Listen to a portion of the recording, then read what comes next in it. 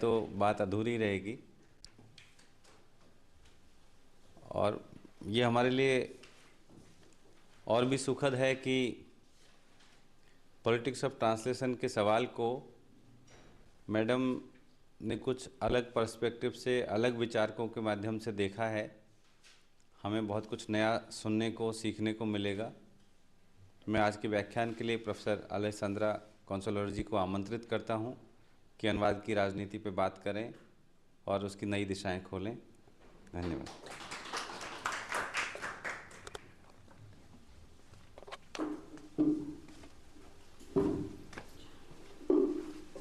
नमस्कार।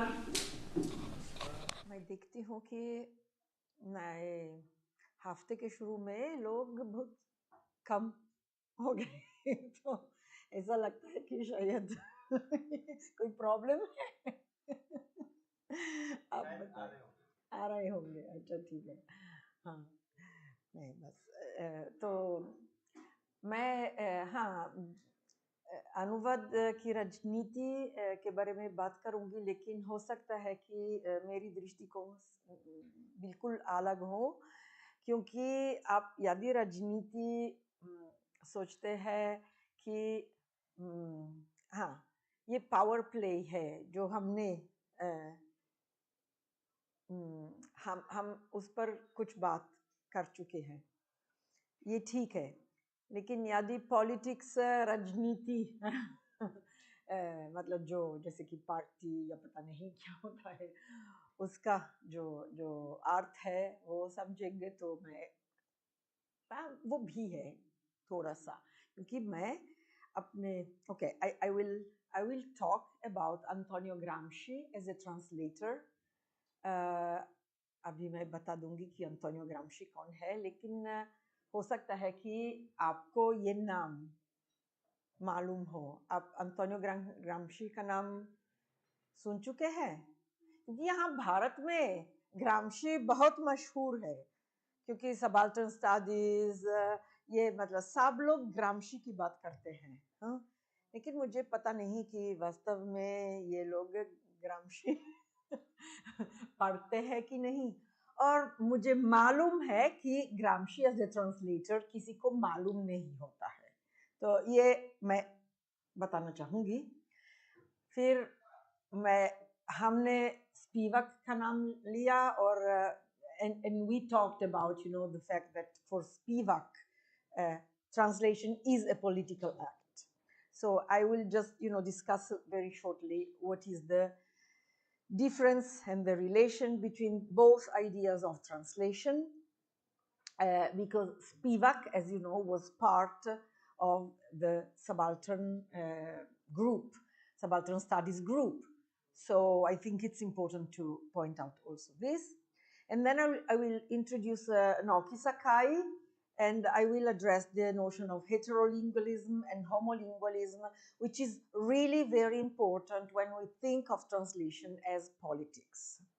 And especially the position that Naoki Sakai proposed. I don't know if you ever heard about this scholar. He's a Japanese scholar, but I will give you all the references of the books that you might want to read later on. So we are also talking about heteroglossia, and I will talk about Jhumpa Lahiri and Gramsci. Now, Jhumpa Lahiri, आप जानते हैं, एक बहुत मशहूर लेखिका है जो मतलब अभी वो इतालवी भाषा में लिखती है और अनुवाद करती है, इतालवी भाषा और लैटिन भाषा से अंग्रेजी में। तो और वो भारतीय मूल की है और बंगाल से है, तो ये मुझे ऐसा लगता है कि एक बहुत अच्छा नमूना है कि हेटेरोग्लोसिया क्या होता है। तो सबसे पहले हम अंतोनियो ग्राम्शी से मतलब परिचय, मैं उनका परिचय दे दूंगी। और तो when we speak about politics of translation, it's very important to think of what Gramsci was thinking when he introduced the notion of translatability. When he thought of translatability, he was thinking about the condition of translation.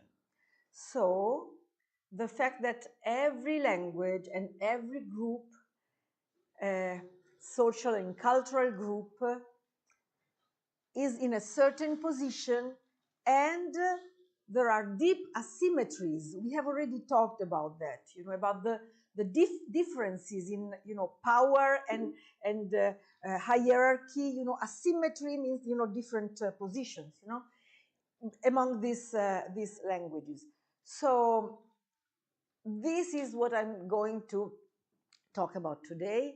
And the concept of translation itself has been politicized and used as a theoretical tool when we discuss notions as nationality, citizenship, multiculturalism, and globalization. I am not going to address this part of the discussion very much, but when we will discuss about heterolingualism, we will see how that this notion is very connected to the idea of identity, of nation formation, of this part of the state level, of usage of language and of translation also. So Antonio Gramsci's Emilie, he was a very important Italian philosopher, Marxist philosopher. He was a linguist, he was a journalist, he was a writer, a politician, wrote on philosophy, political theory, sociology, history, linguistics. His first training was in linguistics, and he spent a lot of time, and then he died in prison because he was active during the fascist period in Italy. I am sure that not many of you know that he was also a translator. And I will talk about that because it's really interesting that the fact that Gramsci was a translator is something that even in Italy was discovered very recently. Anybody knows what are the prison notebooks? This is the title that has been given to the notebooks that he was writing while he was in prison. At a certain point, he got the permission to write, and he would read and write and translate. It's interesting that there are some translation notebooks. I mean, some of the notebooks are translations. But if you see what happened when the prison notebooks were published, interestingly enough, the translations were just not put into the collection. So these notebooks were not considered, they were not included, and for a long time, people didn't really know that they existed. Okay, the people who were working on Gramsci, of course, they knew it, but let's say the common reader, when you buy a copy of the prison notebooks, you are not aware that there was this kind of selection. And why is this? Because at that time, the editorial commission was in the hand of the Communist Party, and according to their vision, Palmiro Togliatti, he sort of thought that this is not important. Translation is not important. What we want to know is what he thought about, philosophy, political science, and so on, but not translation, which tells you a lot about all. Think of what we have said about, the position of translation, of translators, and so on. 25 years later, there was a new edition, and this was done under the patronage of Istituto Gramsci. We have talked about the importance of patrons, who is commissioning the translation. And here, actually, this was the first complete collection. Here again, we don't have the books on the notebooks on translation.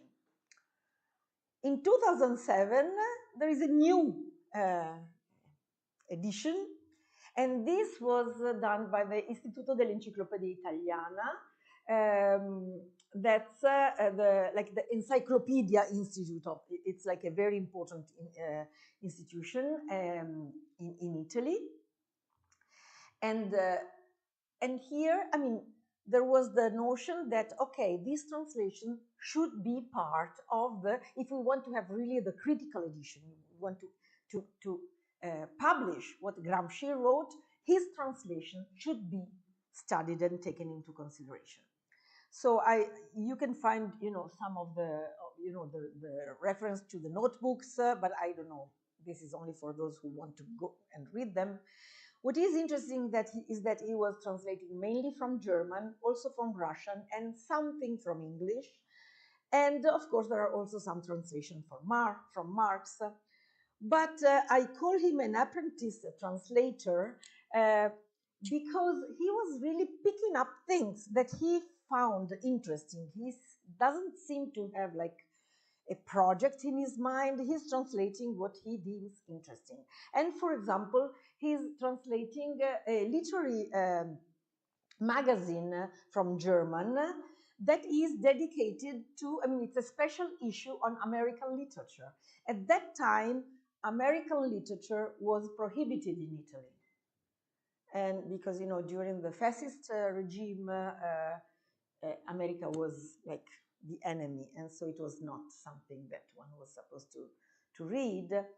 And what is interesting is that, if you read this translation and then you read also some parts, that of his other notebooks, then, some people who have studied this very thoroughly, they notice that these translations are very much connected to the development of his ideas. So cutting them out is really a very difficult thing to justify, but it's only a translation.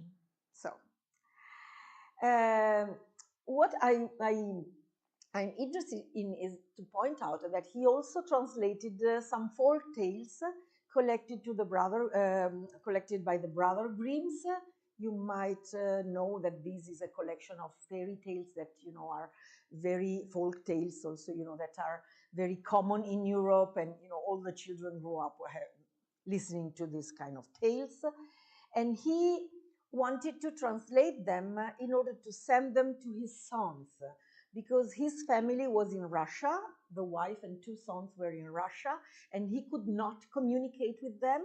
There was censorship, he could not really write whatever he wanted. And so it's really interesting to see that he was translating these things in order to communicate with his sons, but we will see what he was doing when he was translating. And then, of course, there is also translation from Russian that, I mean, was like, taking into account what was supposed to be good literature, So he also translates some of Goethe's poems. So he's really, like, you can see, he's very eclectic. Gramsci translates, as you see, he knew quite a few languages, apart from Indian and Sardinian, because he comes from Sardinia. I should have put a map, sorry, maybe I will add it to the, because Sardinia is a small island. It's small, but not, I mean, but it's an island that is part of Italy, but it's, let's say, separated from what they call the continent, so it's really something. And they have their own language, which is really a different language. It's not a dialect. They have different dialects, but Sardinian dialects are like a sort of different language. And Gramsci had studied as a linguist. So in his translation, it's interesting because he's also inserting some words that come from this heritage, so he's really like, mixing different registers. And then, of course, I told you there is also something, translated from Marx. But I would only like to give you a couple of examples of his translation strategies. he was not a professional translator. He was a politician, a political thinker, but he was a linguist. And in any case, we can consider him a theoretician of translation because his idea of translatability, I will try to tell you in very simple way. When he thought, when you translate a text, and we could define it like cultural translation. I don't know if it's correct, but what we told about cultural translation. He said, when you translate something, for example, from the French literature, and this is like something that is in the context of the French Revolution, you are translating the whole culture of the French Revolution. And you are a successful translation if you succeed in putting all this culture into your final text. So this is the notion of translatability. You should not only like go language word for word, not the Jacobson idea, but the cultural idea of that. So what he does is, he tries to, so his idea is that you have to give a text that can suggest the culture, where it comes from. But if we analyze what he did with the Grimm fairy tales, we can see that in a way he was also manipulating the text. And I will give you a couple of examples. Translatability means something that can be translated. It's the quality of being translatable. But this is a central idea for his whole political and philosophical thought. So it's not only something related to translation of texts. That's why I say that we can consider him like a precursor, like a pioneer of translation studies. And as I told you, his choices in translation, like he was translating Stalin under the fascist regime. This is really subversive. So it's really like using translation in order to resist, in order to fight. And this is, a political use of translation. Yes. When he's talking about asymmetries, on the first slide, you talked about issues of power and asymmetries between languages. So if we, let's say, assume a translation from French to Algerian and from Algerian to France, is he also talking about the epistemic erasure that happens with respect to Algeria, for instance? He's not talking about Algeria, but he's talking about the fact. Yeah, he doesn't use this kind of vocabulary, but he's really interested in, pointing out that you are translating a whole culture. So, you have to be careful about what you choose and what you leave.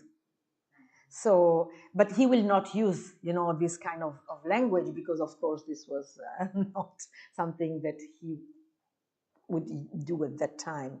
And he was mostly interested in, of course, the asymmetric relation between languages, which is like, for example, he was translating from Russian into Italian, or from Italian German into Russian, So and then he was pointing out, that there are differences, and these differences are not merely linguistic. They are exactly the epistemic difference, And of course, he is not, interested in post-colonial studies. He cannot do anything like that, because we are in the 30s. So, and he was in prison, by the way. So the selection of books he could access was very limited. So as I told you, there are all this. I gave you a full reference of this, and I also pointed out that there is a correspondence between some translations and some reflections, some things, some thoughts that are in the other notebooks. So when they, for example, erased these translations from his collected works, this was, for example, something that is related to this. So it's interesting because in prison, at the very beginning, when he was imprisoned in 1925, he says that his priorities are two. First of all, stay in good health. His health had never been very good, so. And then study German and Russian, because his idea is that I want to make language study my predominant activity. And I am sure that even if I'm quoting this because I think this is very important, my state of mind is such, this is in 1929, that even if I were sentenced to death, I would continue to feel calm. And even the evening before my execution, perhaps I'd have a Chinese language lesson. So you see how he's presenting the act of, learning other languages, getting to know different culture, because he's talking about, Russian and Chinese, something that it's not French, which is very similar to Italian. And this is what gives him, a calm mind. So, and translation is something that he's doing because he thinks that this is what he could do in order to be alive, to maintain, his mind active and, calm. So, as I was telling you, translation is not only between languages, it is between two experiences, historical realities, and historical and political configurations. So, translation is a process that allows us to put into action what are the peculiarities, the particularities of both, the target culture and the source culture. So you can see that put into action is something that we mentioned regarding what? Who was talking about, translation as action?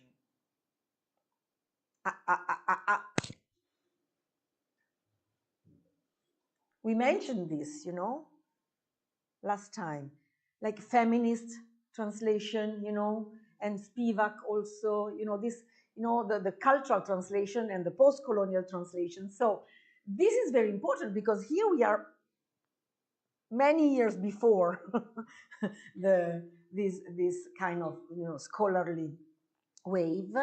And he says that one has to be inside the concrete reality of the culture.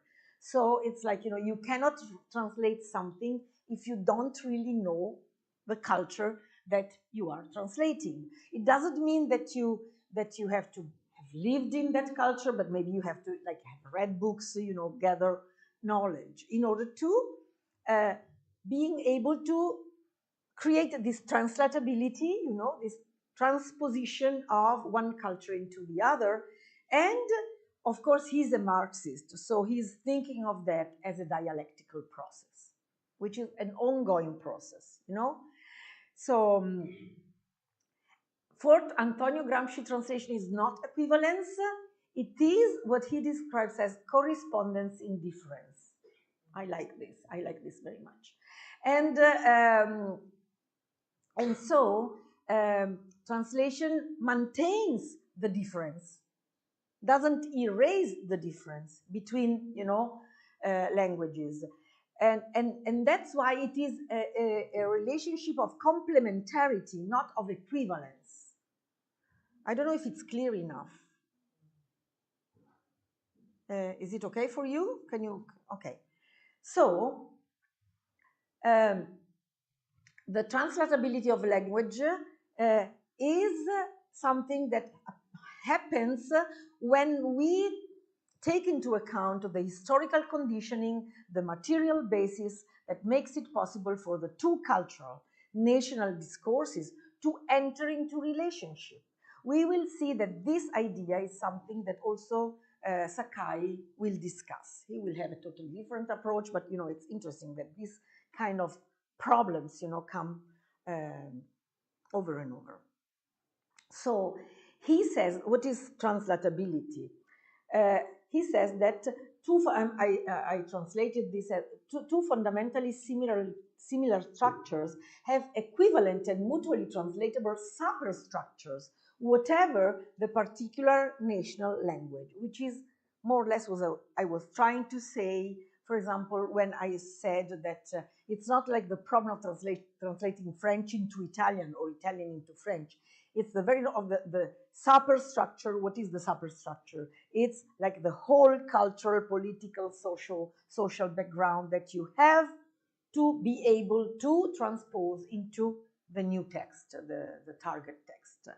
And that's why he says that, of course, there is no perfect translation in the sense of, perfect equality, um, uh, but there is translatability in the sense of the background.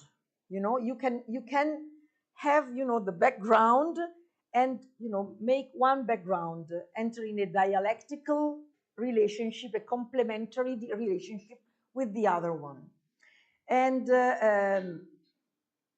okay, so for him, translation is thought of in historical terms, and the untranslatable is what is the historical limit of this thing, and that's why he says that the untranslatable is not something like, you cannot translate this term because there is no linguistic equivalent. He thinks of untranslatable as, something that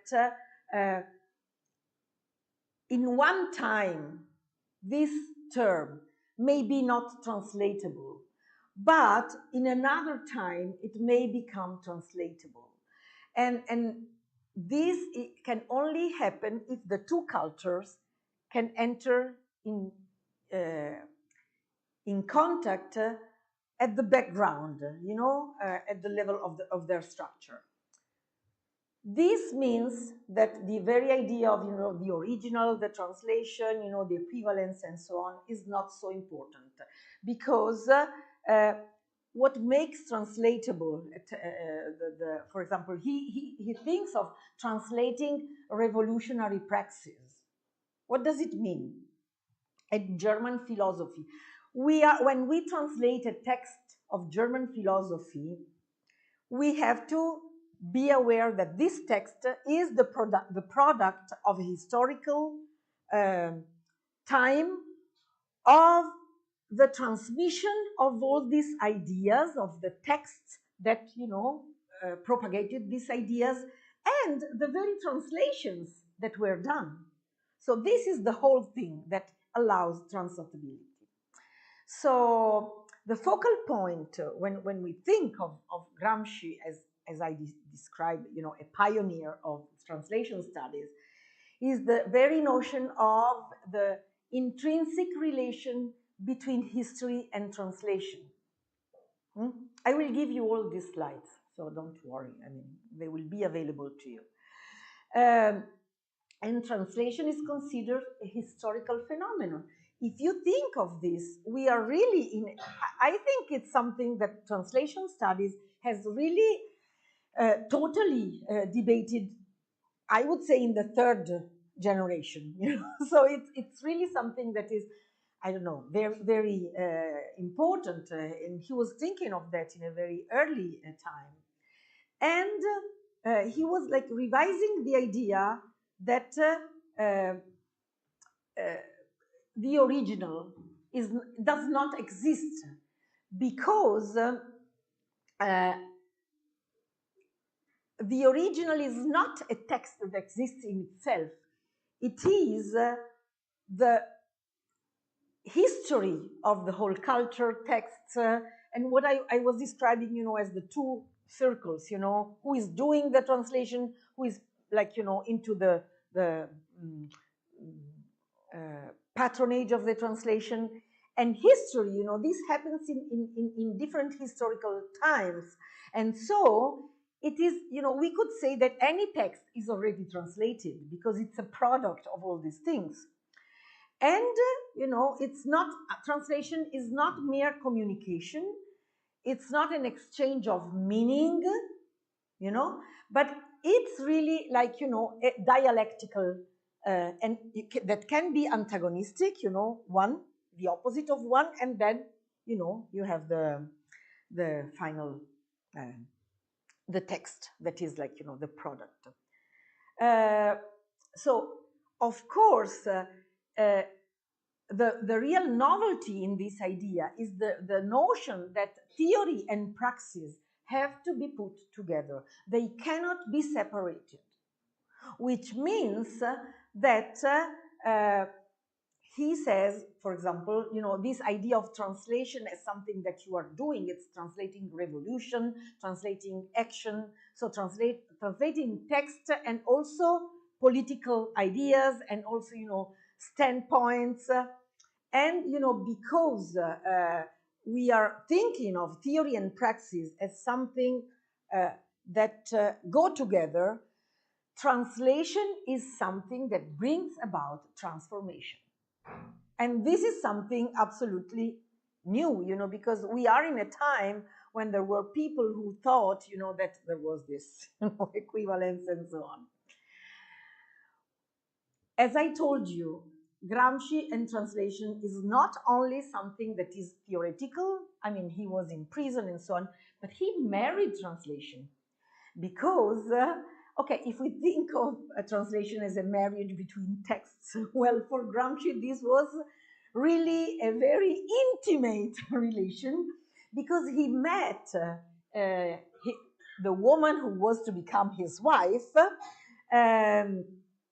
at a translation, she was acting as an interpreter. They met, and Julia Apollonova, she was Russian, but she lived also in Switzerland, in Italy, and when Gramsci was there in a delegation of the Communist Party, she was the interpreter, and they worked together at the translation of a novel, of a Russian novel. And then in 1923, they got married. And starting from that time, we can say that translation became, part of his life, also because when he was imprisoned and the wife and the kids remained in the Soviet Union, then he would like translate, as I said, some tales for his kids. And that's what I would like to show you a little bit, because when he was translating this, he was really doing a political act, because he wanted, why is he translating these books? He wants to create a connection to his kids. He cannot be, the father that goes there and tells stories before they go to sleep. He's never with them. So he wants to create this bond, and we have repeated, translation creates bond. We have also talked of translation as an intimate act. Okay, this is very intimate also because it becomes part of his life.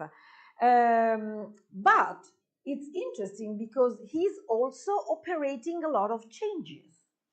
He's okay. If we want to use the metaphor of fidelity, he is very unfaithful to the text in certain sense, because he selects some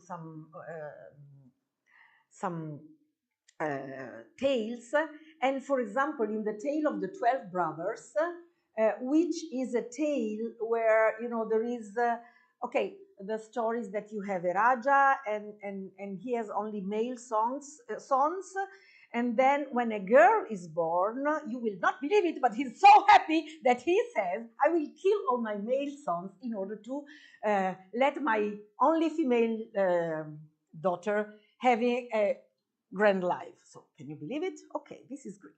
So, but so there is this danger, when another child is born, there is a flag, and when the flag is black, it it means that, you know, a sister is born, and this is, you know, danger for for the for the sons.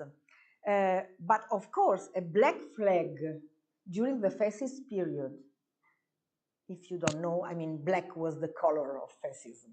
So, I mean, it was something that was really charged politically. And he's sort of using this thing in order to introduce some meanings that are not definitely in the original text. He's changing the space, and for example, the German fairy tales are all set in a very northern environment. You have, you know, this northern wooded landscape. He describes an Italian landscape, an Italian village landscape. And for example, he changes some animals, like a hare, a wild hare, becomes a hen. In order to make it, so he's domesticating, isn't he? And then what is even more important is that he has a project that is to secularize these fairy tales. He wants his kids to read these fairy tales as something that teach them a certain view of the world. So he's regularly avoiding all the references to God, to Christian religion, and he's like substituting them with other things. If any of you can read German, I gave you the original text and the Italian, and like we have Lieber Gott, which is like, oh, my dear God. It's something related to God. And he's saying like, Ahimè, and Ahimè is like, alas, alas, something like that. So it's not religiously charged. He's doing this with very regularly. So it's clearly a strategy, a translation strategy. And you might think that this is something that we consider wrong. We have always said you don't have to manipulate the text. He is manipulating the text. But he's doing this because for him, translation is action, and his action, like we talked about the feminist theory of translation, that is like we want, you know, the women presence to be seen. And he wants, you know, his secular vision, you know, to be seen and to be there. So he's doing it. So, okay. So now we try to see what happens when Spivak meets Gramsci. Spivak, well, she's famous because she translated Derrida, but she's, of course, also acquainted with the Marxist theory. She was active in the subaltern studies group, and so, I mean, there is a lot of Marxism. And the Indian version of Gramsci is, you know, something that has to be studied in itself because it's very peculiar. But, I mean, the praxis of translation in Spivak, I think, has a lot to do with what Gramsci was suggesting. Because if you think of what we said, you know, about Spivak suggesting that the translator doesn't have to use the so-called translatese. You know, we use this expression, I think, you know, did I mention translatese? It's like this sort of artificial language of the translation that makes everything dull. And she says makes, I don't remember exactly, but something from, like a man from Philippines and a woman from Palestine look exactly the same, you know. So this is what we have to translate. And, you know, the fact that both at the epistemological, that means, you know, the way we know, you know, and at the thematic level, the ideas of Spivak, I think, has a lot to do with the notion of translation and translatability in the idea of Gramsci about, you know, philosophy and praxis. Because for Spivak too, if you only think of philosophy as something theoretical, detached from praxis, it doesn't work. It must go together. And so for Spivak, language and context are very much linked together. and it's not, when we think of, you know, the language, language for Spivak, as for Gramsci, is not only an instrument to describe the world, but it is the world. When she says that she gets immersed in the text, that she has to get these very intimate relations with the text, it means that for her, translation is the world, you know? And okay, for Gramsci, the nature of translation reveals itself in the capacity to activate what he calls the creative spirit of the people, and therefore to be able to modify common sense. You see, he's trying to modify the normal reception of fairy tales. He's introducing something different. He's modifying it, you know? Sorry? Yeah, it's an estrangement. But it's a select, you know, because he's selecting the kind of idea that he wants yeah. Yeah, so he's, exactly. And he thinks that it is through translation that Gramsci conjugates Marxism in a cultural key, affecting a change of paradigm according to a secular and anti-deterministic trajectory, because he wants to propagate this idea. For Spivak, translation, she says, it's an activity of consciousness that moves of itself. This activity, the method of philosophical discourse, structures the philosophical text. When the translator creatively contradicts these exigencies of the structure to appropriate a text, she is pursuing a discourse which borrows from a heritage that necessary resources for the construction of that heritage. A heritage, there is necessary resources for the deconstruction of that heritage itself.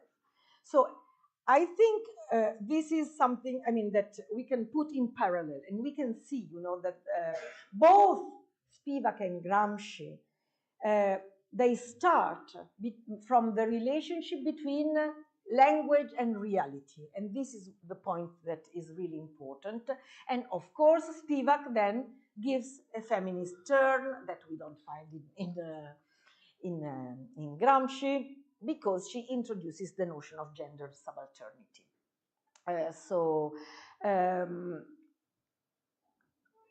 Of course, then she has also written about Gramsci, but we have mentioned her book, The Politics of Translation. And of course, here, you know, what you were mentioning is much more present, you know, than in Gramsci. You don't find very much this discussion of the double colonization. But if we think of what he was doing, you know, when he was playing with the use of the language of Sardinian and standardized Italian and foreign languages, in a way he was, you know, doing these things, but he was not theorizing that as translator, you know. But as I tried, I don't know if I was clear enough, but he really tried, you know, to do it in order to introduce a change that would be a political change. So this is what she writes in The Politics of Translation, that the fact that, you know, we have this wholesale translation into English, you know, this entering the language of, you know, the hegemonic culture. This means for translation practice that the literature of the third world gets translating into a sort of with it translatese, so that the literature here is by the woman of Palestine begins to resemble in the feel of its prose something by a man in Taiwan. So this is exactly, you know, the where Spivak takes us. Is there any question about that? Something that is not clear? Something that maybe... With it translates, this is, you know, the language of Spivak. I don't know if you ever read Spivak. It's a very difficult prose. I mean, I think she's very good at making things difficult when she speaks about things, you know. So but I think it's fine. I mean, you have to read this text many times before you can understand them. It's really difficult prose because she's really full of concepts and she makes up new expressions. What she describes as with it translatese is this sort of flat language, that makes everything that is in English look the same. Uh, Somebody was there at the event Saturday at the IIC. I don't know. Oh, it's you. Yeah, sorry, I was looking. And you might remember that everybody was talking. A lot of mention was made of English as a flat language, which strikes me because why is English a flat language? Well, because we are thinking of this kind of English, what the English that makes everything look the same. It doesn't respect the uh, the differences in language, culture, the epistemic difference, that is there. And so, I mean, when you use this language, all the erasures and all these things become invisible. So you are really making everything flat. Homogenization and staying based. Yeah, but okay, watch out. It's not only in English. We are very aware of this phenomenon regarding English. But think of what happens when when you translate into Manak Hindi, something that comes from other different uh, aspects of Hindi, and I'm only mentioning Hindi, but I think we can do it for any kind of standardized language. Even in Italian, I can give you thousands of examples of that because we know that every language has different has differences, okay? And when you go to the standardized national representation of the language, then of course this is what you get. For English, it's even more visible because we know it's the global language and so on. Okay, so translation, of course, is something where we can have the politics of translation and also the politicization of the concept of translation. So it's of course, as we were just mentioning now, with translation we can modify, we can introduce changes, and so translation can be productive but can also be destructive, can be like inscribing, erasing, redrawing borders. This is all what we can do just doing translation. I think this is what you had in mind when you asked the first question. And of course, this kind of theorization you don't find directly in Gramsci's writing. You have to think about his notions of translation and translatability, and you will find a lot of interesting points that are related to this. But he's not writing book on that, of course. So at this point, the very act of translation is very ambivalent because it can be used in order to promote a change, to be political, like the feminist translation theory says, but it can also be used in order to manipulate text and like foreignizing text in order to, I don't know, manipulate them for other purposes. And so we can say that translation is something that cuts both ways, and that's why I'm always, when somebody says, but this is right, or is this right or wrong? It depends. You don't have like a unique, something that is always like that. And Gramsci is very interesting for that because he says everything is historically created. So you have to see actually what happened at the historical level. So translation can be something that dominates or can be something that liberates. And here is the political aspect, So this is very important. And in recent years, I think there is a lot of debate about, the notion of translation regarding the concept and the institute of the border. you know, because translating is crossing a border, a linguistic border, a cultural border. It is always like, you know, challenging the border. The translation happens in the interstice between two languages, you know, because of course you have A that goes into B, okay, but it's not so simple. We have repeated this very often. So this notion of the border, that, you know, we have the metaphor of the bridges, you know, when you have a bridge and you're also creating walls when you have a border. So this is also, this has been debated in the context of the global world. And I think of the global world as a global place where goods can travel, money can travel, finance exchange can happen freely, but people, what about migrants? What about the walls that are being built everywhere, you know, and so on and so forth? But okay, so, and here is where I introduce Naoki Sakai. He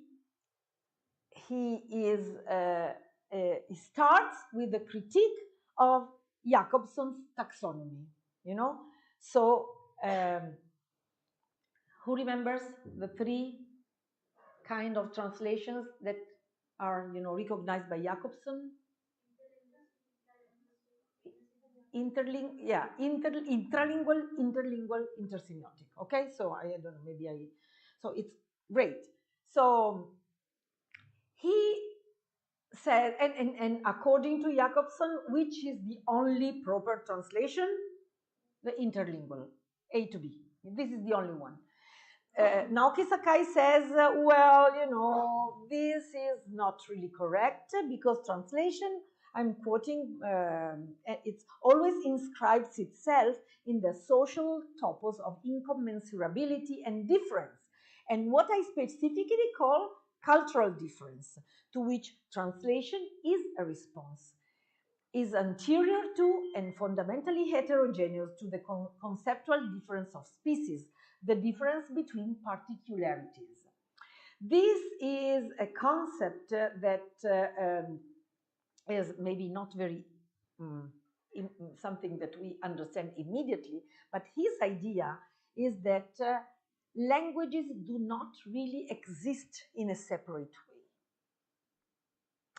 And that's why he says the practice of heterolinguistical address evoked in me, what it evoked in me was not the sense of peculiarity of writing for two linguistically different readerships.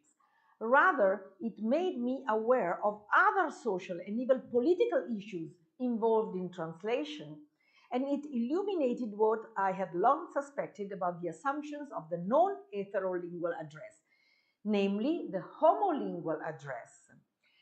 Now, this notion of the address is something that maybe, okay, I will finish to read this and then I will come back to this notion. Strictly speaking, it is so not because two different language unities are given that we have to translate. I mean, it doesn't mean that we have to translate because we have Hindi on this side and Italian on that side. And because they are there, we have to translate. Huh?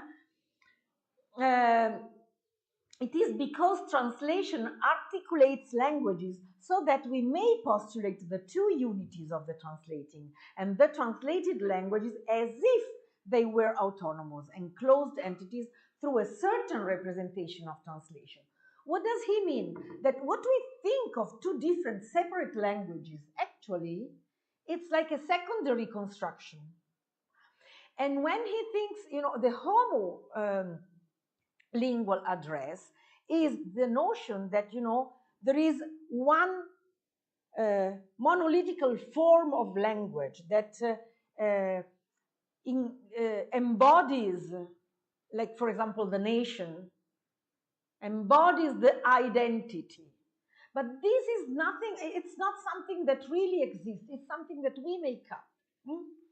So, he thinks of language as a non-homogeneous entity, and what he describes as the address is not the communication, but the very, when you address somebody, it's like, you know, you start going towards, you know, and so if we think of two different languages, we think of one language A as an homogeneous language and language B as a homogeneous language. And this is the problem, according to Sakai. So, what he describes as the modern regime of translation, you know, it's what came into being because of the creation of the nation state. Now, if you remember what I was trying to say when I was describing the process of standardization of Hindi and Urdu,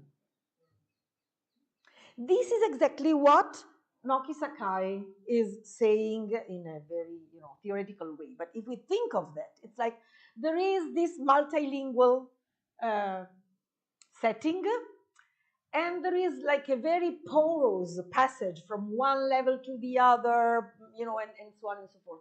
But slowly we create the notion that there is language A and language B, Hindi and Urdu. But in order to do this, we have to think of Hindi as a homogeneous language. We have to standardize it. And when we do it, we are erasing all the local speeches, which is not only dialects. We are also erasing Awadhi and Braj, for example, that I would not define dialects. They have a long literal tradition. I mean, so I mean, it's, we can't just discard them as dialects, okay?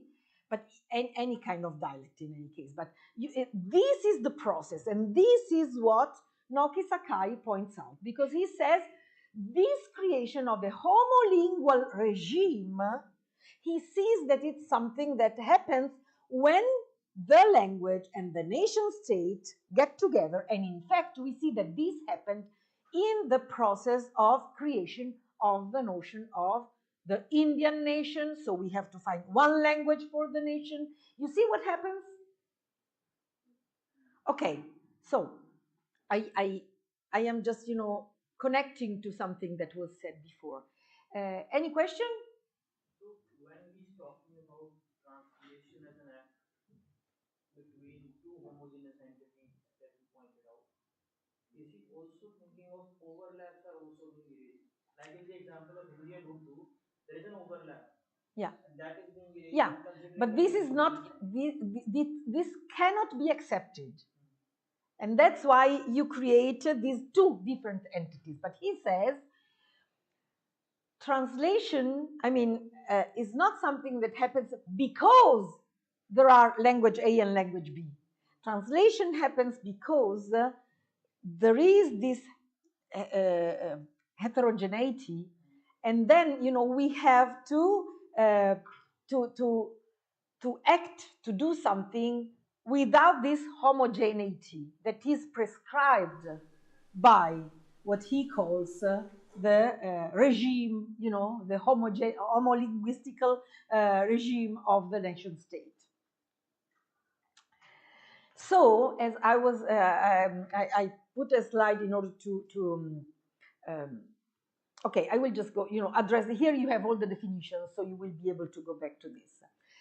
So, can we say that a heterolinguistical address is also a multilingual address? I don't know, maybe, I don't know if you would accept this definition, but the multilingual setting that we have described, for example, for Hindi and Urdu, you know, before this separation, then, because you see, when you create this homogeneous language, you are like, you know, this, you are destroying the multilingual thing, because everybody has to stick to the standard language. So this is the problem. So what he says is that we have to think of multiplicity within the language. Not, you know, multilingualism doesn't mean a multiplicity of different languages, homogeneous language. It is multiplicity in one language, within one language. Okay, so we have Hindi and the different varieties of Hindi. Okay. And of course, uh, he stresses that what we have today is the regime of homolingual address, and he's really describing this very interesting regarding what happened to Japan and the translations, in Japanese, and the way Japanese language was in a standardized in a certain way. So this process, of course, is a process that can happen only when we dehistoricize language. Because in order to create this homogeneous language, then we have to dehistoricize the language, which is exactly what Gramsci said that we should not do. So you see why I'm, putting this together. And of course, this creates, when we dehistoricize, then we can have the impression that translation comes after. There are the languages, so we have translation. Then we have translation as something that is outside. It's not inside the process. And then, of course, we have the binary between the source text and the target text. So okay. I will just quickly go to this because I also want to talk about something different. And this is a poem by Bertolt Brecht. You know who is Bertolt Brecht? He's a very famous German poet, writer, drama player, and so on. And I will give it to you. You just read it at home. We are not going to read it, but or if you want, we can read it, but this will take some time, and I don't know, maybe we can come back to this later. In this, he moved to the States, and so that's why he's discussing about the problem of language and immigration. So you see, I'm coming back to the notion of translating, migration and all these things. And the fact that in order to be recognized as a citizen of a nation state, you have to pass an exam. You have to show that you know the language. So what happens when heterolingualism, which is this multiplicity within the language among different languages, enters the practices that protect the homolingual attitude of the nation state? And this is about a man, a migrant, that comes and he doesn't know the language. So he keeps on failing the exam. And, I will just, he keeps on saying, whatever he's asked, he will reply 1492, 1492. It's the only thing he will reply. So he keeps on failing. And then, at his fourth appearance, the judge gave him the question, when was America discovered? Because the judge is always the same man, so he knows what is going on. And on the strength of his correctly answering 1492, he was granting his citizenship. So you see, now we have the homolingual condition of the state that prescribes something, and the judge who is part of this system.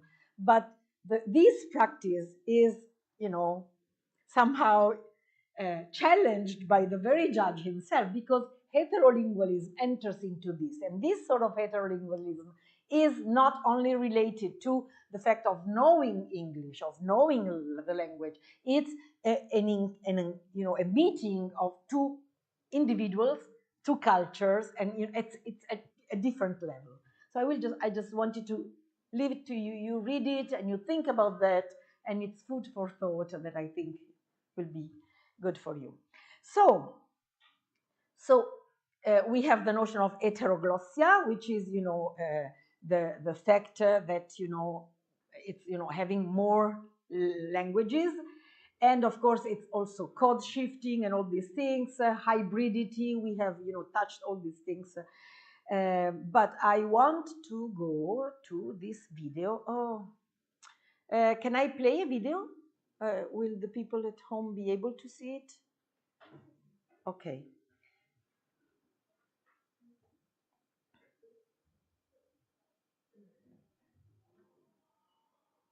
Magnifico rettore, care professoresse, cari professori, carissime studentesse e carissimi studenti, porgo oggi a voi, agli organi accademici, al Dipartimento di Interpretazione e Traduzione dell'Università di Bologna, la più antica università d'Europa, il mio più felice e sincero ringraziamento per il conferimento di questa laurea ad onore. Vorrei anche ringraziare Luigi Groschi e Cristina Foschini, i miei editori italiani, nonché cari amici, per essere qui con me. E ringrazio con tutto il cuore mio padre per avermi accompagnata dagli Stati Uniti fino a Bologna. Ora, purtroppo, mio padre non riesce a seguire tutte le bellissime parole, i discorsi di oggi, quindi ovviamente stasera tocca a me tradurre tutto, però per ora so che mi sta seguendo e perdonatemi se faccio un piccolo saluto direttamente a lui. Schon Balolagce, a Tudurobdi, Action Geseci, a Gianni Gemma, Opporteke, Shobdek Cershunce. La traduzione e l'interpretazione hanno sempre fatto parte della mia vita, which oggi più languages che she's mai. talking into, and where she is? Come Just avete guess. già sentito, sono nata a cavallo fra due lingue diverse. She's an Sapendo Italian and quindi che una Bengali sola woman. lingua non bastava. Okay. And where are we? The setting? US? Okay, but I mean, she's wearing something that is okay. So it's something very official. We are in a university, and this is Jhumpa Lahiri in Bologna University. She was given the laurea ad honorem for translation and interpreting in the famous. I mean, Bologna is the oldest university in Europe. So she gave her speech in Italian, but at a certain, and she is not Italian, but she speaks in Italian, and she's thanking her father who accompanied her from the USA to Bologna, and then she switches to Bengali. But you might know that Jhumpa Lahiri, I mean, when she started writing, you know, which language was she writing in? She was writing in English. So when we think of, you know, heteroglossia and heterolinguism, this is the thing, you know. We are talking about something like this. It's not only because she's switching languages, but because she is, okay, just a minute. So I'm going to, you know, I was really fascinated by the fact that during her speech, you know, when you get a laurea ad honorem, you have to give, you know, lectio magistralis, your speech, you know, a very formal speech. She chose to talk about Gramsci. And this is really fascinating, you know, because she chose to talk about Gramsci as a translator. So you see, it's really something that fascinates me, the fact that she is somebody who, I mean, I remember that, you know, I heard a lot of critical persons regarding the fact that, oh, what does she know about India? She has never lived in India. She claims she's Bengali, but she's not even Bengali because she cannot write in Bengali, you know? And then, you know, but she writes in English. And then she got fascinated with the Italian, and well, she's rich enough to be able to, you know, move to Rome with the whole family. Not everybody can do it, but she chose to do it. I mean, she came to Rome, she spent a lot of time in Rome, you know, living there. She started writing in Italian and then translating from Italian into English. And it's interesting because she didn't want to translate herself.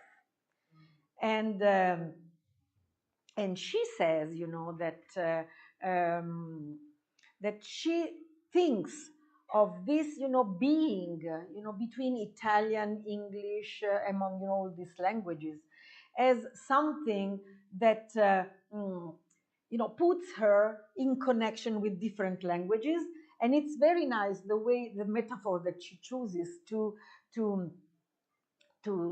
describe, the other language, the foreign language, because, her language, she says, it's not English, it's the language of my, going to school, this like intellectual thing. But I also have the language I speak to my father, for example, which is a different language, and so English remains the dominant language, with the good and bad meaning. But then there is Italian. And how do I reach to Italian? She imagines as, like getting into a lake and you have to swim. And there is the risk you will drown because, you have to. And so for many years, she just swam, just bordering the kinara kya hota hai अंग्रेजी में? The bank, okay. and then she decides, okay, I will cross it. And then she starts swimming. And that's, what happens when she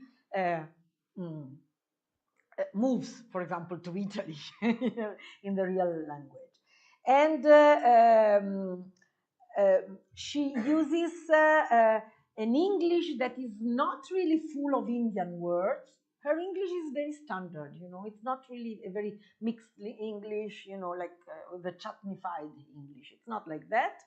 In Italian, she does not mix anything. She uses a very standard Italian. And then, she says that, I don't want to translate myself into English. And here's the whole quote of, when she speaks about that, because she said, I don't think,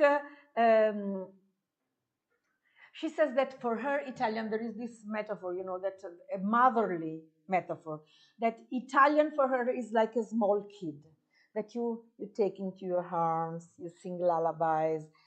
English is like a teenager, a smelly, hairy, and rough teenager. So if you put them together, she says, I will not be able to manage, and then, it's like, it's not that you don't love one or the other, it's just two different kind of songs, and so you cannot love them. You love them the same, but in a different way, okay? And then she's like, giving a lot of references in her speech about Gramsci. The title of her speech is Traduzione straordinaria, extraordinary translation on Gramsci. I think it was also published, so I think you can get the book somewhere also in English. And she thinks of, the fact that Gramsci was a prisoner, but he was translating. There is a meaning of traduzione. Traduzione is the Italian word for translation, but there is a technical meaning of traduzione, which is the act of carrying one captive person from one jail to the other. We call it viaggio di traduzione. It's a translation journey. So, and she said that she was so fascinated by the fact that he was talking about, the fact that the viaggio di traduzione, and when she was reading this, she thought translation journey, what has translation to do with this, And then she got interested in this idea that language and prisoners are in transit. They are going from one place to another. And so she started, thinking about that, and she started, studying Gramsci and so on. And so she's mentioning the fact that, Gramsci had, came from this small place. He had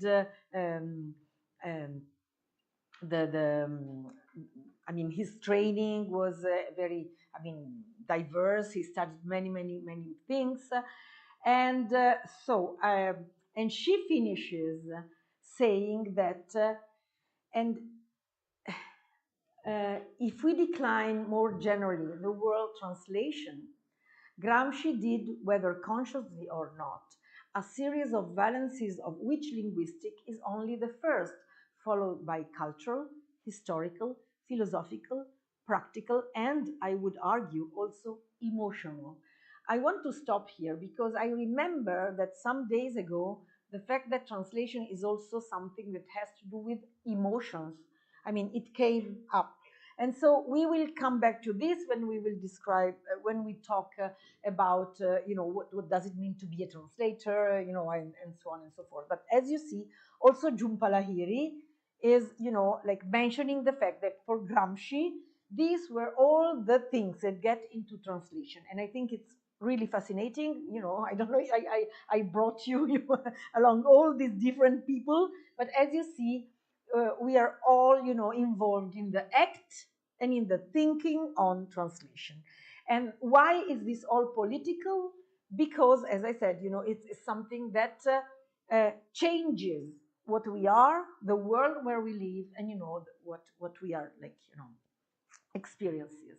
So I will just stop here. I think we have some time for questions, and I put a lot of references, so you will have a lot of books that you can read in the future if you want. So धन्यवाद ma'am. yeah. आप सभी के प्रश्नों का स्वागत है। आप में से जो प्रश्न पूछना चाहें।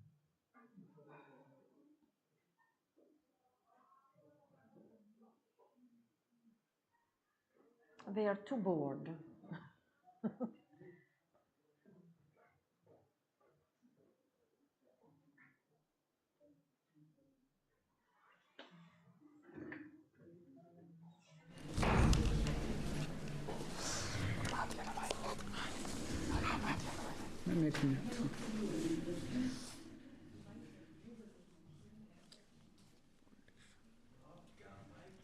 नहीं सर मैं और जैसे झुम्पा लहरी के बात आपने कही कि वो बंगाली न ही वो बंगाल में रही है और सिर्फ बंगाली माता पिता होने के कारण ही ट्रांसलेशन या बंगाली अस्मिता को दर्शाती है। तो क्या किसी क्षेत्र विशेष के माता पिता होने से उस क्षेत्र का ट्रांसलेशन करने से क्या प्रभाव पड़ता है? हाँ, झुम्पा लहरी के पर्सपेक्टिव में, जैसे कोई व्यक्ति इटैलिक ना जानता भी ना हो, एक दो शब्द जानता हो, लेकिन फिर भी वो इटालियन में ट्रांसलेशन करना चाहता हो, तो उससे क्या प्रभाव पड़ता है?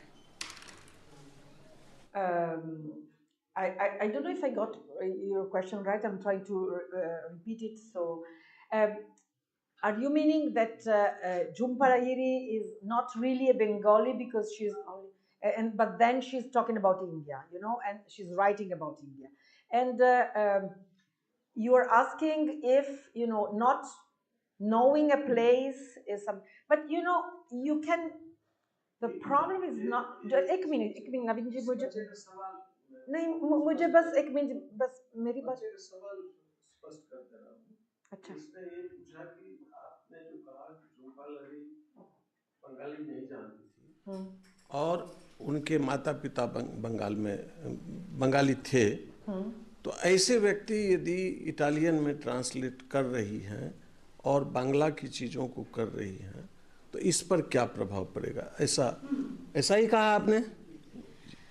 Okay, the problem is that you as I said, you have to get some knowledge of what you are translating. You don't have to be from that place, but of course, Jhumpa Lahiri in her fiction, she was talking about India, even if she grew up outside India, but somehow, this doesn't mean that you cannot write about these things.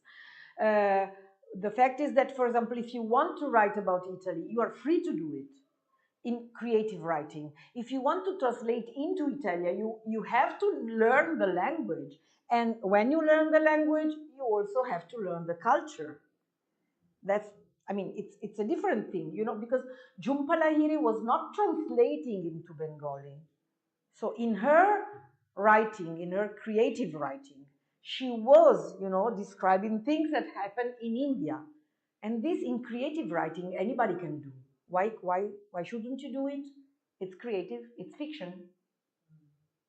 You know? But when you translate, if you translate from Bengali to Italian, you must know both Bengali and Italian to a certain level, you know? So the influence, what kind of influence? I mean, of course, as we have said, you know, the cultural knowledge, the fact that you are acquainted with both cultures allows you to translate, you know, a text, a Bengali text into Italian. If you don't know, you might not understand properly, you might, you know, manipulate the text, you might, okay, but I think it's a different thing when we think of creative writing and translation, because what she was doing, I mean, I don't think she has ever translated into Bengali. She is translating into Italian, for example. And as I said, her Italian is very, very neat, very nice, you know. It's standardized, yes, she doesn't use any like form of dialect of, you know, but she is using it in a very, I mean, stylistically very nice way. Because, okay, when I say that using the standardized language is dangerous because you could like flatten everything, it doesn't mean that you shouldn't use standardized language. I mean, it's just when you translate, you have to be aware of, you know, the different levels. But if you are a writer, I think a writer, you don't, okay, then you don't have to be Indian to write about India. You don't have to be Italian to write about Italian, right? But if you translate into Italian, if you translate into Hindi, you must know not only the grammar, you must know also, you know, the general context, the history, society and whatever, because, you know, if you translate an Indian text, it's different if you translate, I don't know, a book by, I don't know, like an essay by Ramchandra Shukla or a Kahani by an Adivasi writer. It's Hindi, and two different things. So if you only know the grammar, you might miss a lot of things. But this is for translation.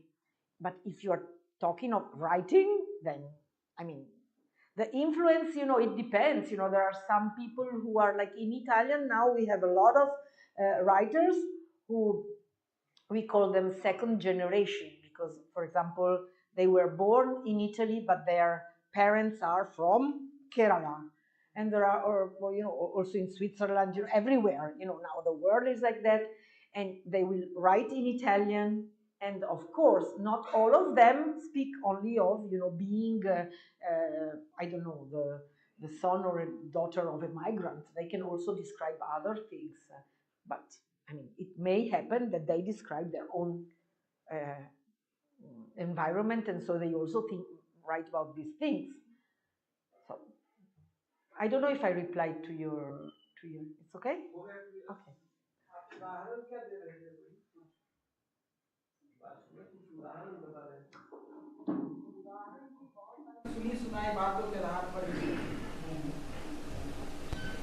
बात तो अभी भी आप सुन ही रहे थे, ये भी सुनी सुनाई ही बात है, पर उसको समझते कितना है। कोई और है सवाल? मेरा एक सवाल है आपसे। मुझसे? अब भाषण तो मैडम ने दिया है।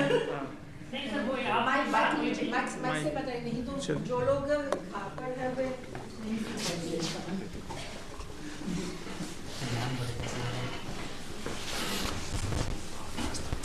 ठीक है, जैसे सर कविता का अनुवाद के ऊपर, कविता के सृजन के ऊपर आपने बोला था कि नागार्जुन बाबा ने एक बार बोला था कि मैं उस भाषा की कविता कैसे लिख सकता हूँ जैसे मैं वहाँ पर कभी गया ही नहीं। तो सर अनुवादक के लिए भी है कि हम जैसे भाषा सीख लें लेकिन हम कभी उसी परिवेश में गए नहीं, तो क्या अच्छे अनुवादक के लिए भी है कि उस परिवेश को जानना जरूरी होता है, वहाँ की यात्रा करनी? और ये मतलब कविता के अनुवाद के संदर्भ में सर पूछ रहा हूँ।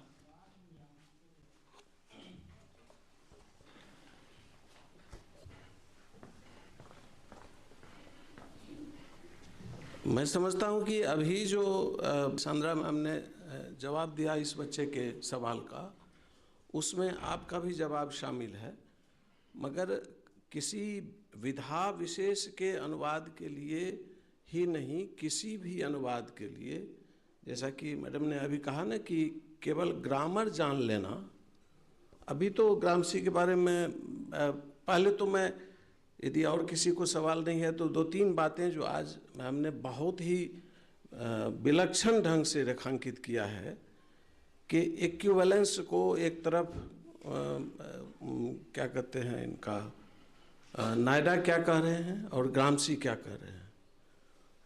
इक्विवेलेंस पर इनका कोई विश्वास नहीं है, उनका घोर विश्वास है, पर दिक्कत ये है कि किसी भी समय में, एक जगह मैम ने उल्लेख किया है कि अनुवाद 2 भाषाओं के बीच नहीं, 2 अनुभवों के बीच होता है, 2 ऐतिहासिक संदर्भों के बीच होता है, 2 ऐतिहासिक राजनीतिक सांस्कृतिक प्रभावों के बीच होता है।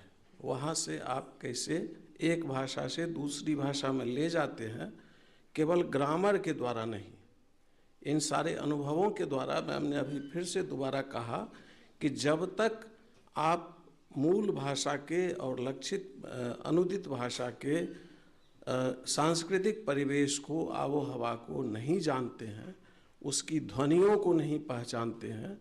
एक दिन इधर से किसी ने मैडम से सवाल भी किया था और उसमें इस बात पर ज़्यादा जोर दिया था मैडम ने जवाब देते हुए कि भाषा में ध्वनियों का भी बहुत ज़्यादा महत्व होता है। तो कविता का अनुवाद जब कभी किया जाने लगेगा तो गद्य में बहुत सारी ऐसी चीज़ें हैं जो विस्तार से कहने की संभावना रहती है।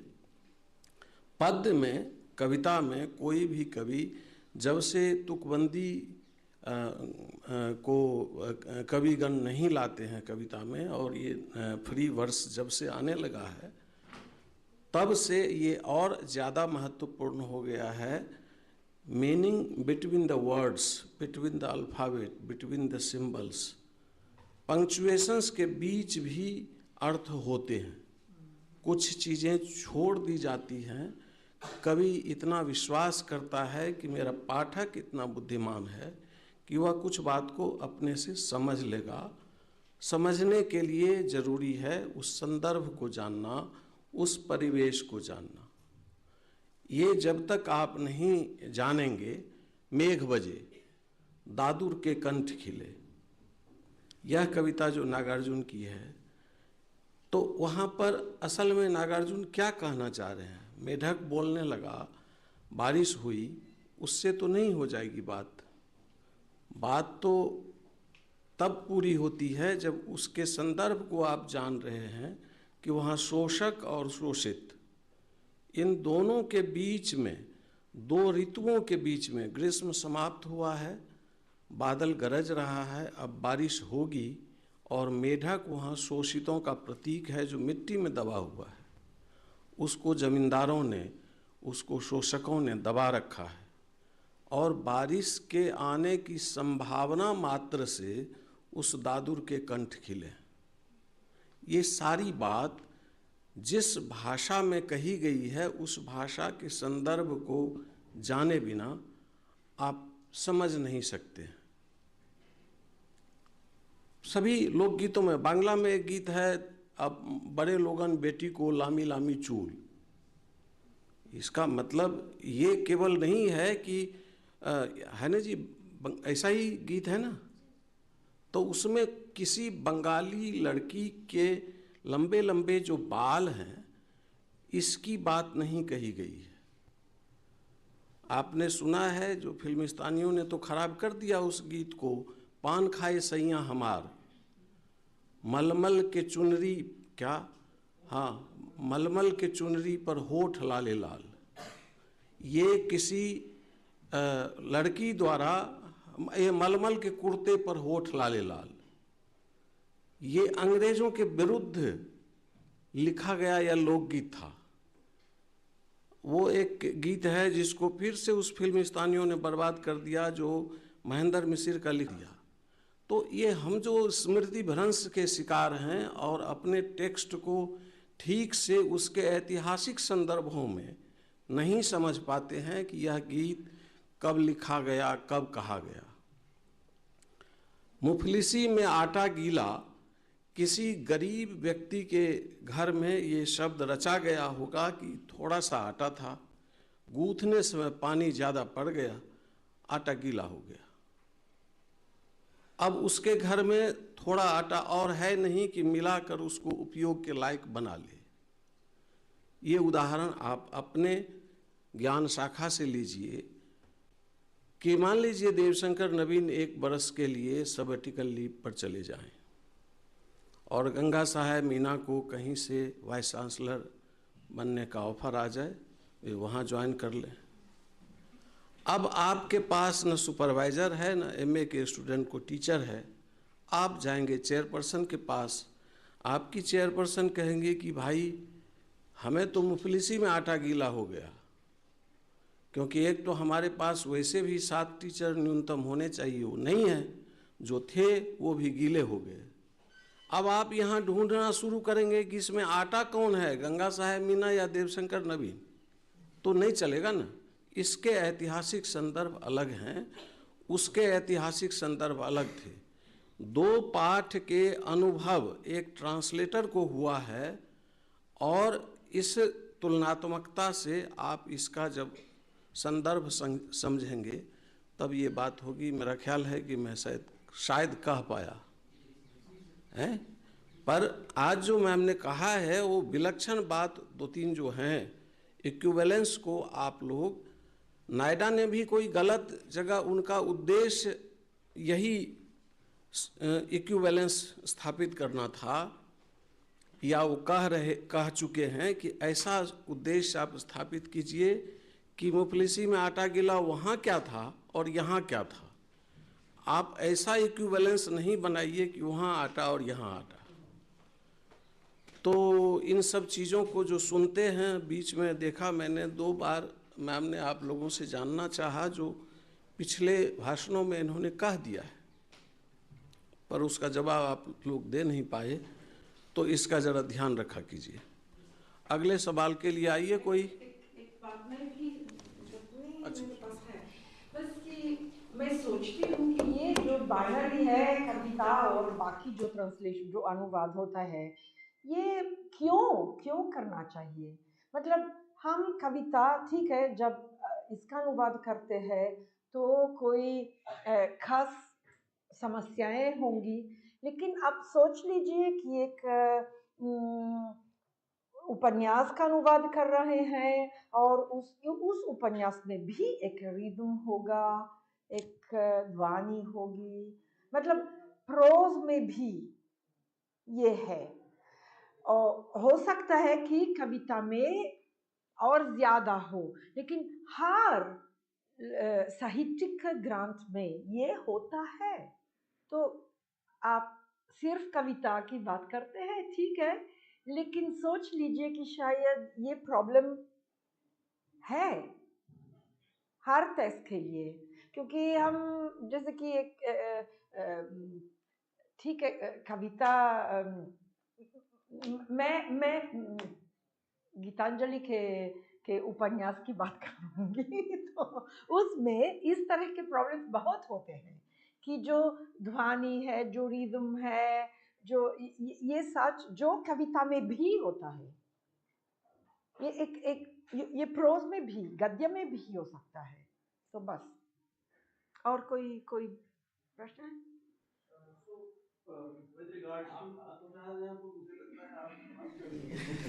With regards to Jhumpa Lahiri, I would just like to go back to one of her short stories, very popular short story, Interpreter of Melodies, wherein she also sort of thinks about translation. And here she sort of conceptualizes translation and the inability to translate as something unsettling. There is a sense of unease, disease, inability to express oneself. And that also recurs again and again in her works like Namesake, or the not wasteland, something else. I'm not remembering the name, right? But namesake. Let us think about namesake. So see, she tries to sort of, I'll probably use translate here, the smells, the sensations, the architecture, how one feels, but she is unable to translate or sort of write that in the English language. So when she thinks of emotional translation, is she thinking of something uncanny, something unsettling that is not able to be expressed properly, and translation is sort of the bridge to do that? Okay, I'm not a scholar of Jhumpa Lahiri, so I don't know what she thinks, and I haven't, really studied Jhumpa Lahiri. I read her Italian writings because I was really curious about that, but I never analyzed.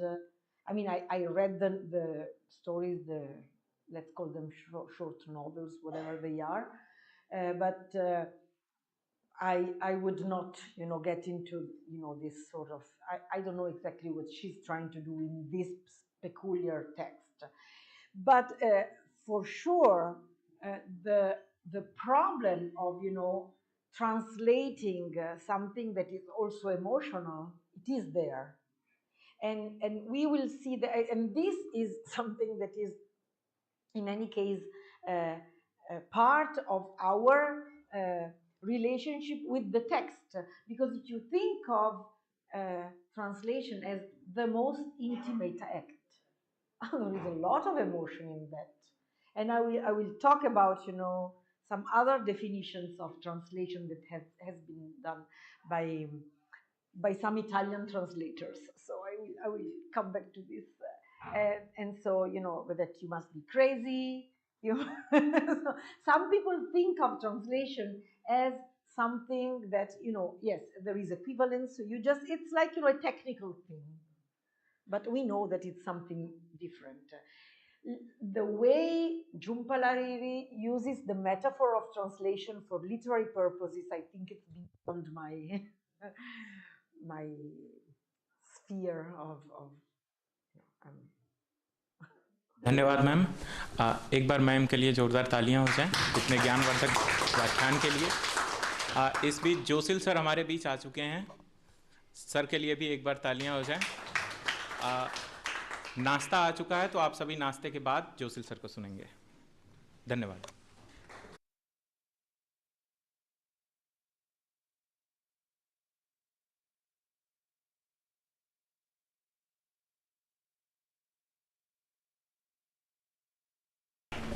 नमस्कार दोस्तों, चाय के बाद एक बार फिर आपका स्वागत है। हमारे इस सत्र के वक्ता हैं डॉक्टर जोशिल के अब्राहम। ये अंग्रेजी साहित्य के अध्येता हैं और इतने स्वतंत्र अध्येता हैं। स्वतंत्र अध्येता आपने हमेशा पढ़ा होगा, लेकिन ये वास्तव में इतने स्वतंत्र है कि 15 साल की जॉब छोड़ करके और स्वतंत्र हो गए हैं और सिर्फ रिसर्च करते हैं। और इनकी 2 किताबें राउटलेज से पब्लिश हो चुकी हैं, एक दलित लिटरेचर्स, दूसरा caste and cinema in India. तो ऐसे जोशिल अब्राहम जी का स्वागत करने के लिए मैं प्रोफेसर जी, हाँ, हम दोनों ने साथ में एक किताब का अनुवाद किया, सोशियोलॉजी ऑफ ट्रांसलेशन।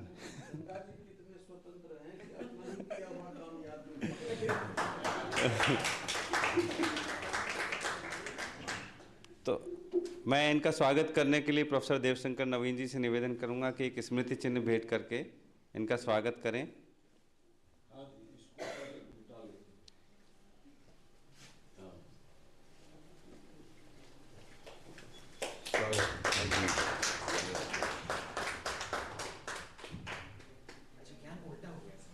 अरे ज्ञान तो उल्टा ही होता है।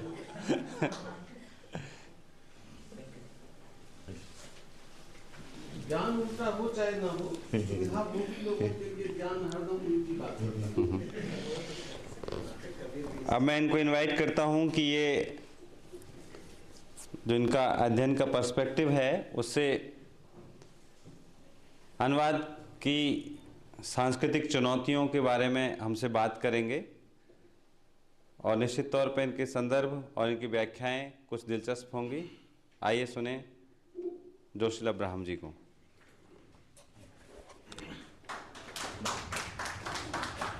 धन्यवाद नवीन जी और Ganga ji.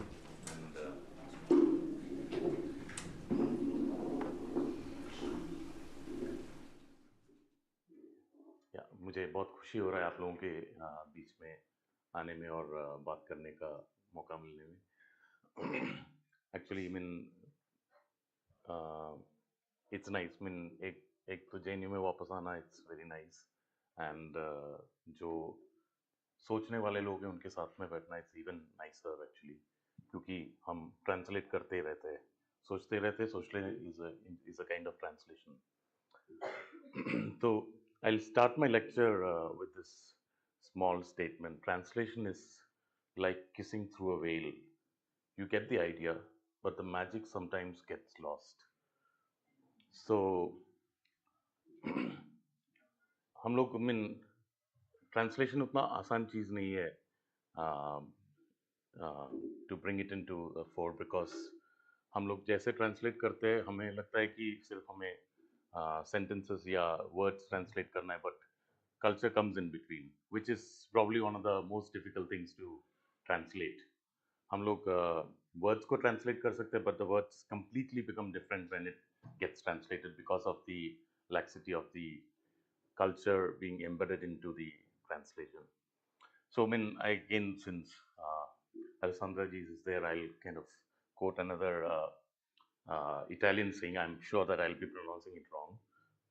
So it's tradutor traditore, which means a translator traitor. So translator धोखाबाज है. It's like, no, it's someone who cheats us actually. So translator को एक चीज दूसरे से इसमें लाना, it's a very difficult thing. So, but यही हमारे पास एक माध्यम है to know other cultures, other places and so on. So we have to live with that dhoka. Now, mera focus of the lecture, I'll try to kind of bring in examples mostly from movies, because अभी when I had thought that movies एक ऐसा माध्यम है जो सब लोग देखते हैं and they like to kind of engage with, but strangely एक टॉक में मैं बैठा था तो किसी ने बोला कि अभी तो लोग मूवीज भी नहीं देखते, सिर्फ रील्स देखते हैं. So, but still I'll stick to movies and take some portions from movies to kind of make things and more engaging. I've not brought in clips, but because I thought that वो बहुत ज़्यादा time लगेगा. So that's the thing. So that's the context of the talk. So I'll just start with a few anecdotes जो मेरे साथ में हुआ था. मैं बहुत साल पहले जब दिल्ली आया था तो जेएनयू में रिसर्च असिस्टेंट का 1 साल का ये था. उसके बाद में मैं गीता कॉलोनी जाके रहने के लिए गया था. So it's a Punjabi location. तो उधर एक सरदार जी रियल एस्टेट एजेंट से मैं मिला एंड उनसे बोला कि मुझे एक घर चाहिए. तो उन्होंने बहुत सारे क्वेश्चंस पूछे. उसके बाद में पूछा कि आप खाते पीते हो क्या. तो मैंने तो सोचा ये क्या पूछ रहे, खाए पिए बिना लोग जिंदा कैसे रह सकते हैं. तो फिर उन्होंने एक्सप्लेन किया, खाते हो पीते हो, अच्छा. So that's kind of, no mean language में वो वर्ड्स के पीछे बहुत सारा चीज आई मीन ढका होता है. So he was trying to get out a lot of things with that small question. एक तो मैं खाता पीता हूँ कि नहीं, डू आई ड्रिंक और स्मोक. उसके साथ में he was also asking my caste in certain ways, because you need to know कि I mean way which house. वो कोई बुरी नजर से या बुरी इच्छा से नहीं पूछ रहे, but he wants to know the facts कि मुझे कोई आई मीन क्या बोलते हैं, जिस घर में खाना पीना अलाउड नहीं है, खाना पीना उधर अगर लेके गए तो मुझे घर नहीं मिलेगा. So that's why he asked that. So that's one thing that I remember when I think about translation and culture. The other is that Goa में मैं कुछ टाइम पढ़ाया था, तो उस टाइम पे एक मोटरसाइकिल हुआ करता था. मैं कॉलेज से वापस जा रहा था घर तो जाते वक्त एक 10 साल का एक छोटा सा लड़का था. तो उसने हाथ दिखाया और मुझे रोका. तो मैंने बोला बैठ जाओ. फिर मैंने पूछा कि आप कहाँ जाना चाहते हो. तो मुड़ के उन्होंने बोला कि तू कहाँ जा रहा है पीछे. तू गलती तो नहीं हो गया ना। फिर मुझे बाद में समझ में आया कि गोवा में उनका आप तुम तू का कोई ये नहीं होता है, किसी को वो तू बुला लेते आप बुलाते, बिकॉज उनका हिंदी टूटा फूटा है. So I mean they don't kind of give this thing to any of these kind of markers.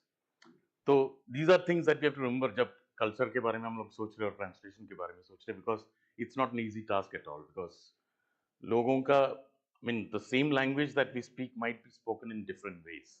जैसे केरला में हम लोग देखेंगे, नॉर्थ ऑफ केरला से अगर साउथ ऑफ केरला में जाएंगे तो लैंग्वेज वेरीज लाइक एनीथिंग, उसमें बहुत अंतर आ जाता है. तो there is an internal translation that goes on in that small region of the same language itself. So from there, when you have to translate this into another language, borrowing the culture of that language, it becomes extremely difficult. A case in point would be translation of Waikem Muhammad Bashir's short stories. One of the most difficult things to translate, I would say, because it's got so much of humor and it's kind of local cultural humor, which becomes very difficult to kind of pass on from one to the other. So let's kind of get into this this magic of translation. Like in some Chinese whispers, it's said that you tell one whisper, it goes on from हमने खेला होगा कि एक whisper करते हैं दूसरे को बोलते हैं, जब तक वो 10वीं आदमी के पास में पहुंच जाता है, it's a different story altogether. So that's the story of translation also. It kind of changes and changes and changes. So I try to kind of not give a really academic talk. जैसे गंगा जी ने बोला है कि मैंने tata bye bye कर दिया था, तो अब academic talk पूरा तरीके से देने का कोई मतलब ही नहीं है. So I'll try to kind of engage from the experiences that I've got and the little bit of research that I've done through the years, and try to understand and share with you guys what could be that we can understand or think of when we talk about translation and culture. जैसे कि we have got this small phrase that is there in Hindi, गाड़ी पलट गई. So now if you literally translate it, it's the car turned over, but that's not what is meant, right? It's completely different from what is there for the literal translator too. So the translator has to be really careful to kind of embed that thing when she or he tries to kind of translate from one language to the other. Another example would be from Malayalam, which is Kaka Kadikunu. So it literally translates into burning crow, but that's not what it really means actually. Kind of, I mean, kind of near about translation would be a crying wolf actually. But then if you say a crying crow or a burning crow, it makes no sense because that's not what is intended. So these are certain things, and before kind of moving on to the examples and taking you through, there are certain theories that are there which are related to cultural communication and translation. So I'll just kind of bring that. Alexander ji had mentioned about it earlier in our talk already. The equivalence and equivalent effect theory by Eugene Naida, which emphasizes creating a translation that evokes the same response in the target audience as the original does in its native audience. Its application comes when we translate idioms.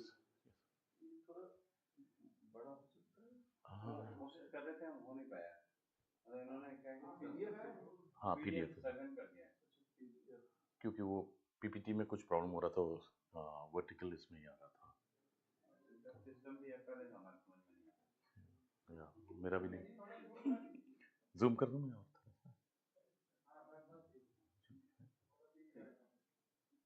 yeah. So the application of this theory mostly comes in translating idioms, jokes, cultural references, etc. So this theory guides translators to find cultural equivalence rather than literal translations. An example would be the movie called Hangover, which you might have, many of you would have seen.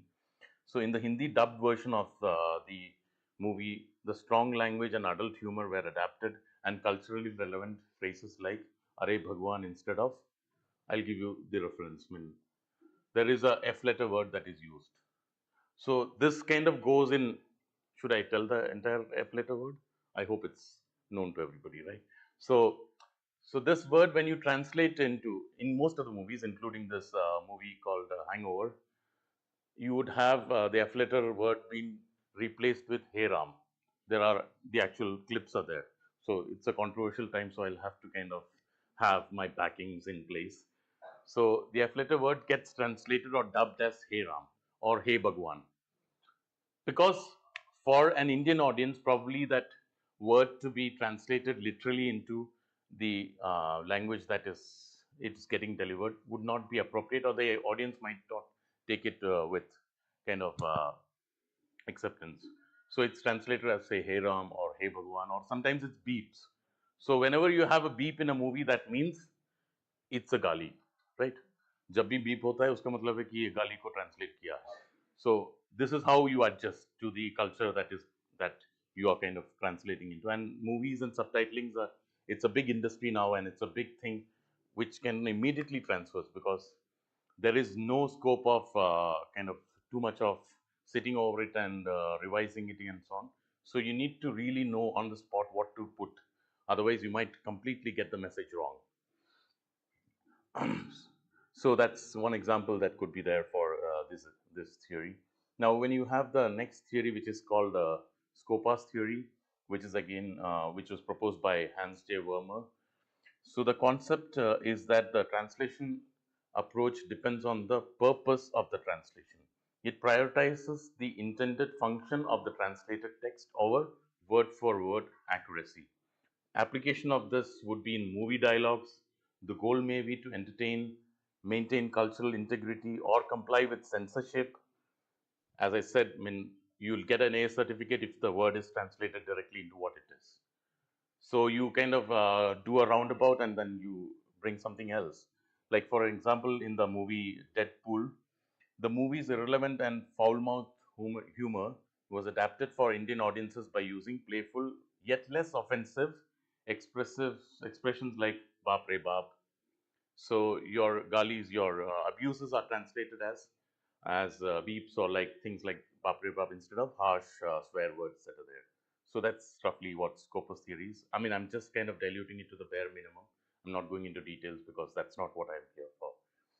The third theory that is there is cultural turn in translation studies. It's proposed by Susan Bassnett and Andre Lefebvre. So it says that translation is not just a linguistic act, but a cultural one. It emphasizes the role of culture, history, and politics in translation. An interesting example would be Life of Pi, which all of you are kind of familiar with probably. So translating the Tamil expressions and Indian cultural references into English while retaining the story's essence and ensuring that the global audience could connect with Pi's journey without losing the Indian cultural undertones are difficult. Similarly, you would remember the name of the tiger in that movie, or in that novel for that matter. It's Richard Parker, right? So it's a mistake that had happened when the documents were transferred for the shifting of the tiger. So the person who had caught the tiger, his name happened to be Richard Parker, but that was misplaced, and the person who was a hunter, I'm forgetting his name.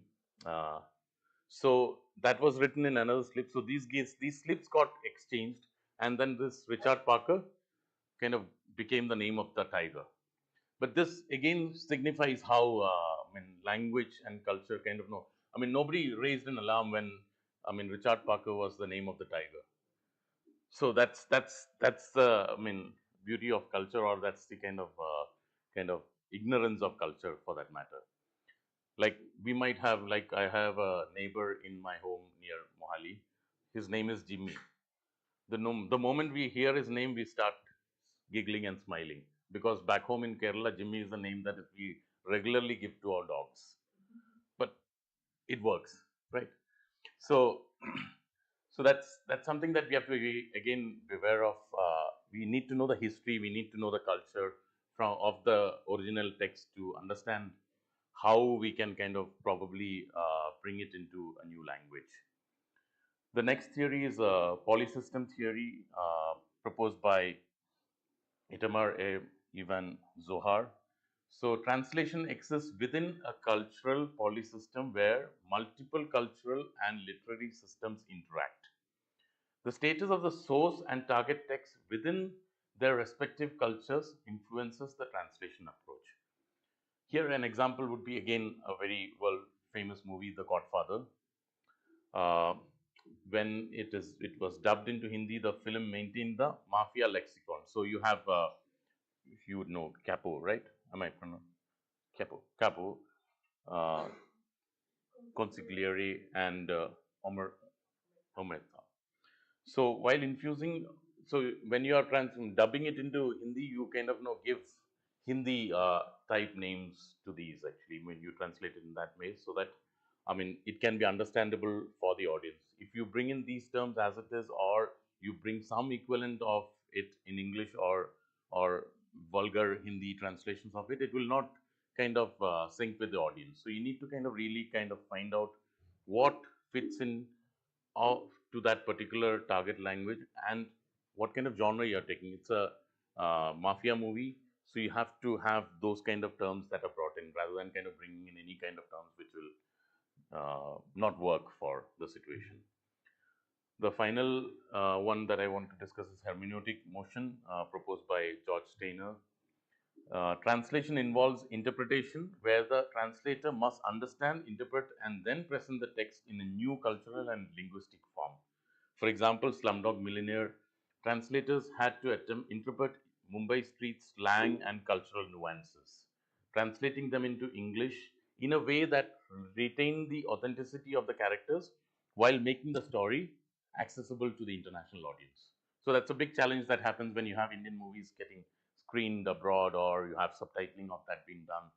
I mean, you might not be able to kind of easily translate things because of the complexity of the culture that we have, including the caste structure, including the gender dynamics that are there, and so on and so forth.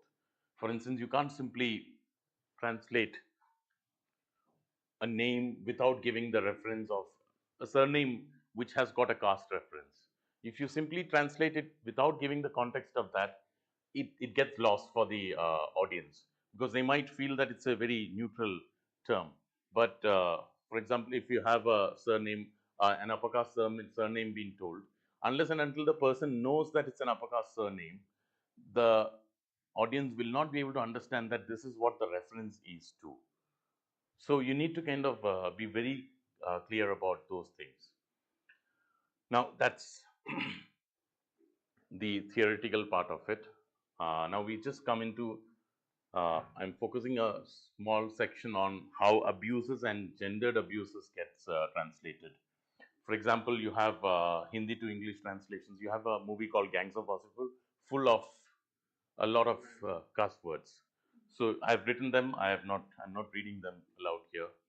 So you have a lot of cuss words, and most of the things, interestingly, if you see cuss words, if you see abuses, most of them are either gendered, it's to do with abusing women, or the second thing is caste. So these are major. I'm not saying that there aren't others also, but these are the two major things that are there. So now we have to consciously make an effort to understand how to translate them. Now, a culture might accept women being cursed or abuses being made on women, but the other culture might not actually. So the translator has to think, and also it's a translator's politics. It's her or his decision to make whether I want to replicate the same thing when I kind of translate it. Also, should I give the original as it is with the cuss words that are there, or kind of replace them with other? So we have a lot of cuss words when it gets translated. Mostly we try to kind of put a beep, or we try to kind of mellow it down. For example, instead of a very derogatory cuss word, we end up saying "you bastard." Again, bastard is again a very problematic abuse that is there. Again, it's directed towards a woman. So that's the strange part of it actually. So what we should understand is that the rawness and cultural specificity of the abuse in Hindi are often lost in English, where either a middle insult is used or the line is completely censored. Now, the other problem when we kind of dilute these abuses also is that the narrative gets kind of completely meddled with, because the abuse might be very central to the narration as well. Now, whether to kind of keep the narration as it is or to kind of give it, kind of mellow it down is something that we'll have to make a choice on. And again, as I said, when we have novels or when we have short stories getting translated or poems getting translated, we have the liberty and license to kind of sit back, edit it as many times as possible. That's not there for movies. It's a realm where it goes real time in some ways.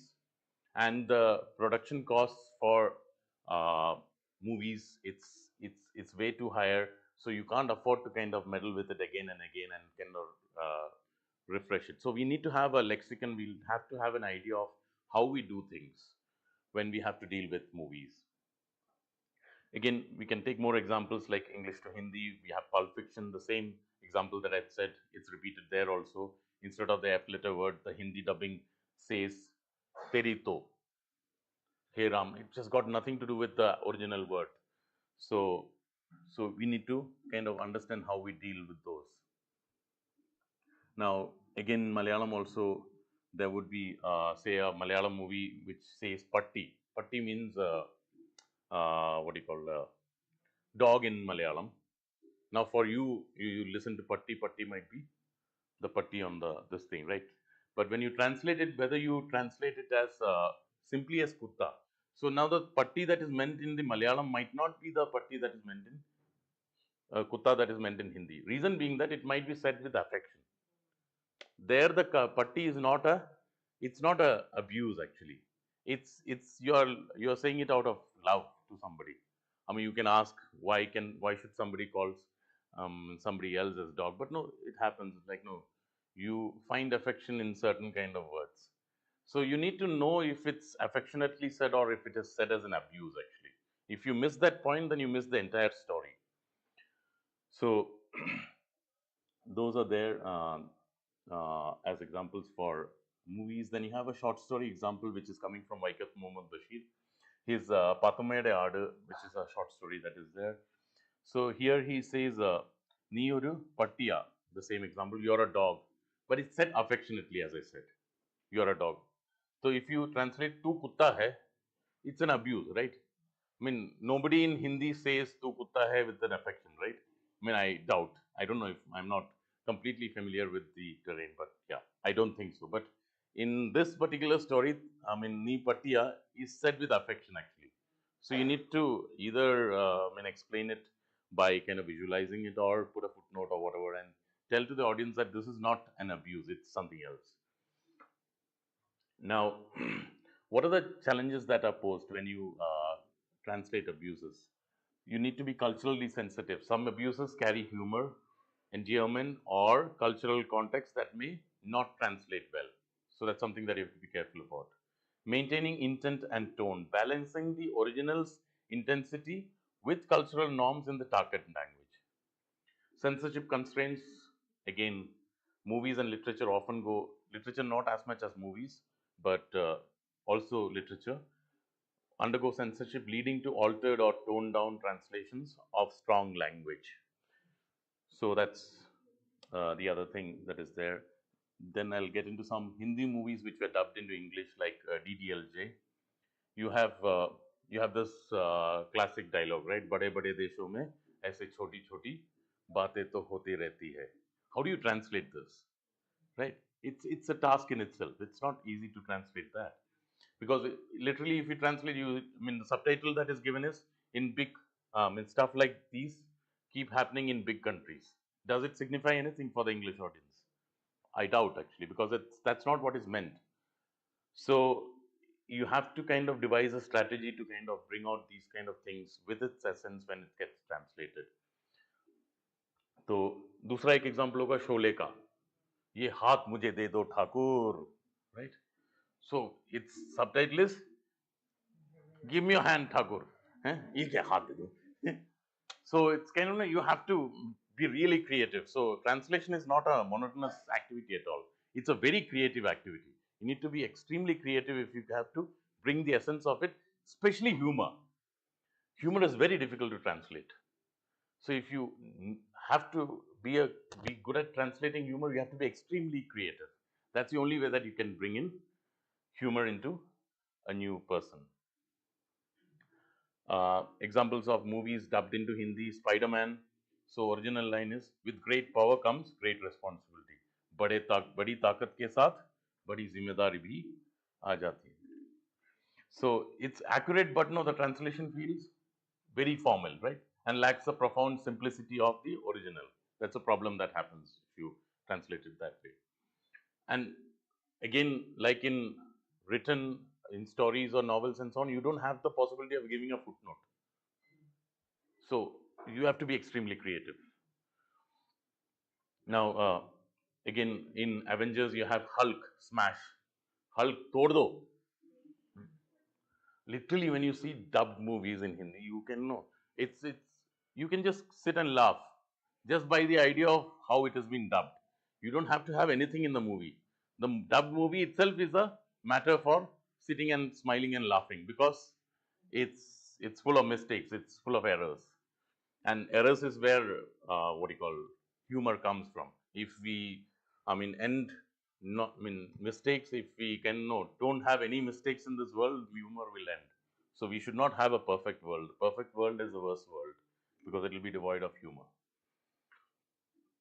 Now, how humor emerges in translation, cultural adaptations. Translators often adapt humor to fit the cultural norms of the target audience, which can sometimes lead to unintentional comedy, right? So that happens. When literal translations, when phrases are translated word to word, the original context might be lost, creating a humorous mismatch. Exaggerations and understatements. Bollywood's melodrama often feels exaggerated in English, while Hollywood's sarcasm might seem understated in Hindi. Even inside Hindi itself, if you see and go back to older movies and try to watch them, you'll start laughing at things which were not intended as laughter. Because over time, culture has changed. So you go back into it, now you see a translation of that, which now translates as humor. So again, if you have to subtitle them, you have to again think how to kind of deal with that. It's a complex situation again. So I'll skip this Pulp Fiction part. Uh, so the example, there are several movies which has got examples of say the cuss words being translated as else, like in the Wolf of Wall Street, Deadpool. All these movies have examples of that. So it would be very interesting for all of you to kind of go back and see Hindi dubbed movies from the perspective of translation, and try to see what all are the difficulties that we have to face, and what could be the possibilities of what we can kind of evolve out of seeing them. Now, examples from media and literature, translating Dalit and Adivasi short stories, autobiographies, poetry. That's again, I'll briefly touch upon, because we are living in a country which is marked with caste hierarchies, different kind of power structures and so on. So we have people coming from the marginalized sections who write literature. I generally would prefer not to write Dalit literature, because the word Dalit brings in it becomes a prefix which takes away the essence from what it is actually. Like we always say Dalit literature, we never say Brahmin literature. Why? That's one question that we'll have to probably ask ourselves. Why that prefix or why that adjective is given only to a certain section of the society? So, given that, it becomes very complex for translating stories or poems or any writings that comes from marginalized sections, because the translator also has to know the cultural milieu from which this work is originating. If you do not have that, and if you just have a blind eye, just knowing that you know the language, you would not be able to translate the essence of it. For example, in Karukku, the Tamil word Karukku means palmyra leaves, which with sharp edges symbolizing the pain and resilience of Dalit life. Translating the metaphor into English without losing its cultural and emotional significance is challenging, right? So, Bama's raw and honest portrayal of the caste-based oppression often uses local dialects and idiomatic expressions, which require careful adaptation to retain impact in English. So if you don't do that, then you might miss the point. And again, it's coming to my mind an example from a movie. You have uh, abuses been like there is an abuse that is regularly used in Malayali movies, Pulayadi Mone, which literally translates into the son of Pulaya. Pulaya is a sorry, Pulaya is a caste in Kerala, quote unquote lower caste. So the abuse is Pulayadi Mone. Now, when you translate it, and if a reader who is a person from that particular society, if that is presented to him or her as an abuse, imagine the kind of trauma that the person has to go through, because you are abused on your own self, actually, right? So there is certain kind of a emotional trauma that brings that person into. So if the particular translator is not conscious of this and does the translation by just virtue of the language, then you are missing a point, actually. First place, why the abuse is there is a question, and then why the translation is there, the next question, and how it can be kind of avoid this to probably create an equitable society is the third question that is there. Similarly, in Jhutan also, we need to know what Jhutan means. Unless we don't know what Jhutan is, we'll not be able to translate that. We'll miss the point. If we simply translate it as leftovers, then it doesn't take or carry the, layers of kind of oppression and problems that the marginalized sections face. So we need to know beyond the meaning of the word. We have to go into the culture and specific cultures to understand what it is actually. We have again some voices from Adivasi poems also. We have Nirmala Putul's poetry. Her poems often incorporate Santhali cultural motives and indigenous knowledge systems. Translating these elements into English involves not only linguistic conversion, but also providing cultural context to avoid exoticizing Adivasi life. So sometimes we feel that if we exoticize the thing, then it's good. Not really, actually, because everybody wants to be quote unquote normal. You don't want to be exoticized. You don't want to be in a museum. You want to be in the museum only when you are useless, right? So we need to kind of be very careful when we kind of delve with, say, translating caste or poetry that are written by Adivasis or any marginalized sections for that matter, because the industry, unfortunately, is controlled by quote unquote upper caste. So since that is there, there has to be a discourse that has to be brought in, that there has to be sensitivity when we translate text. Writing is one thing, translating is another. So we need to be extremely sensitive when we kind of deal with this situation. We have time, right? Yeah. So how can translating marginalized voices present unique challenges?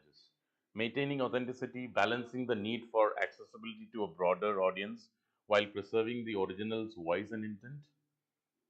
That's one challenge that is there.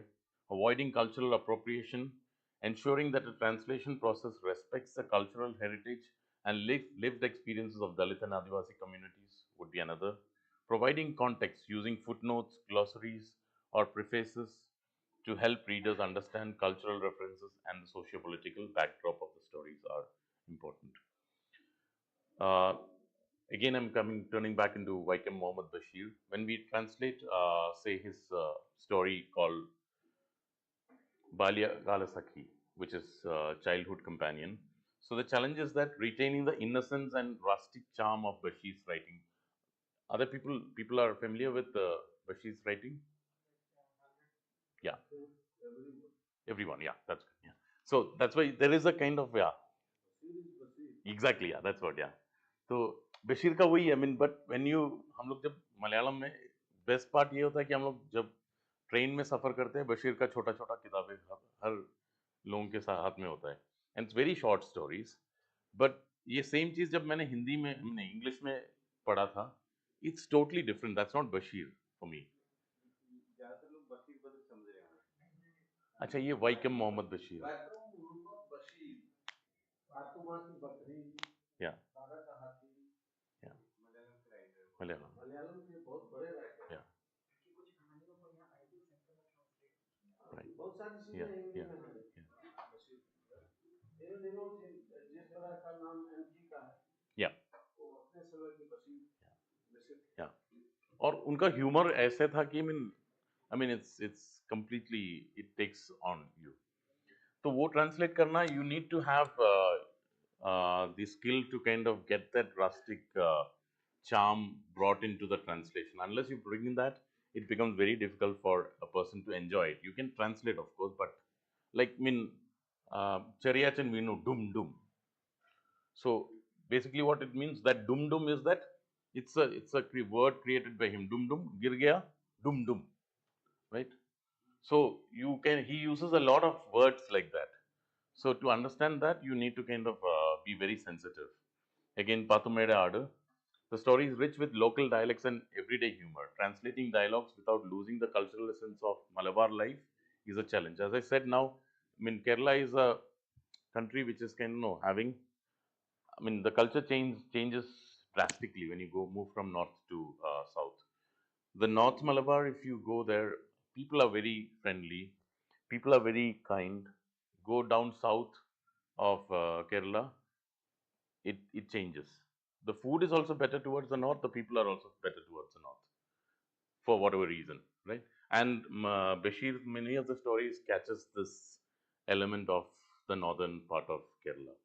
So if you do not keep that in mind, and if a person from south takes his or her culture and then tries to translate Bashir from Malayalam to English with the belief that I know Malayalam, I know English, it won't work. So you need to be very, very crafty when you translate. Again, brings back the point that translation is a creative activity. It's not a non-creative activity at all, actually. It's probably as creative as writing itself. Again, Madhuligal, you would have seen this is it was made into a movie also.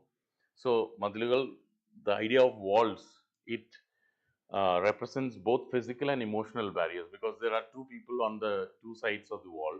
It's a prison wall that is there. So you have a prisoner in the men's ward and a prisoner in the women's ward, and they communicate with each other. So that's the crux of the story. And there is this coconut leaves that goes up and down in the movie, if you have seen the movie. And when the coconut move goes up, the lover from the other side knows that there is something to be talked about. So then the talking happens. So now, how do you translate such kind of things? You need to have a real creative mind if you have to do that, and a real blend of the culture also along with that. So you need to know the linguistic nuances. The simplicity of Bashir's prose is deceptive. His stories carry deep philosophical and cultural undertones. It might look bare down, like, when you read aphorisms of Nietzsche for that matter, they look very simple, but they're very philosophical actually. Similarly, Bashir's is extremely philosophical. They might look very, very innocent, but they carry a lot of things with them. Another writer I can remember is Italo Calvino for that matter. So looks very simple, the story at the outset, but very philosophically entrenched. So you need to be that devoted if you want to, and if you have to translate such things. You need to have cultural sensitivity. Again, Bashir's stories often depict Muslim household traditions and Kerala socio-political context. Translations must avoid both exoticizing as well as oversimplifying them. Maintaining humor and emotion, the most difficult thing in translation, as I believe. It's difficult to translate humor, so you need to have a certain kind of skill to be able to do that. You need to know and be ready to make mistakes also if you have to create humor. So that's that. Now, I'm just trying to kind of again thinking about how we, when or if we translate B.R. Ambedkar's writings for that matter from the perspective of translating caste. So if we say annihilation of caste is getting translated, and translating Manuwadi as orthodox, does it work? No, it doesn't work, because that's not what it is at all. It is not, right? Exactly the thing. So it will completely dilute the critique of Brahminical supremacy if you translate Manuwadi as orthodox. So you need to have uh, a method to kind of deal with such kind of situations, and either by footnotes or by kind of explaining things and making people understand that this is not what it is actually, and it has got layers uh, of complexity to it. Translation of Dhamma as Dharma may lose the specific Buddhist philosophical context, right? So we need to be careful, like if that's one that we translate. Say Ambedkar's speeches, I was born a Hindu, but I will not die a Hindu. Simplifying this is to, I will convert to another religion. Doesn't make any sense because he's very specific in his thing. I was born a Hindu, but I will not die a Hindu. This is Ambedkar's words.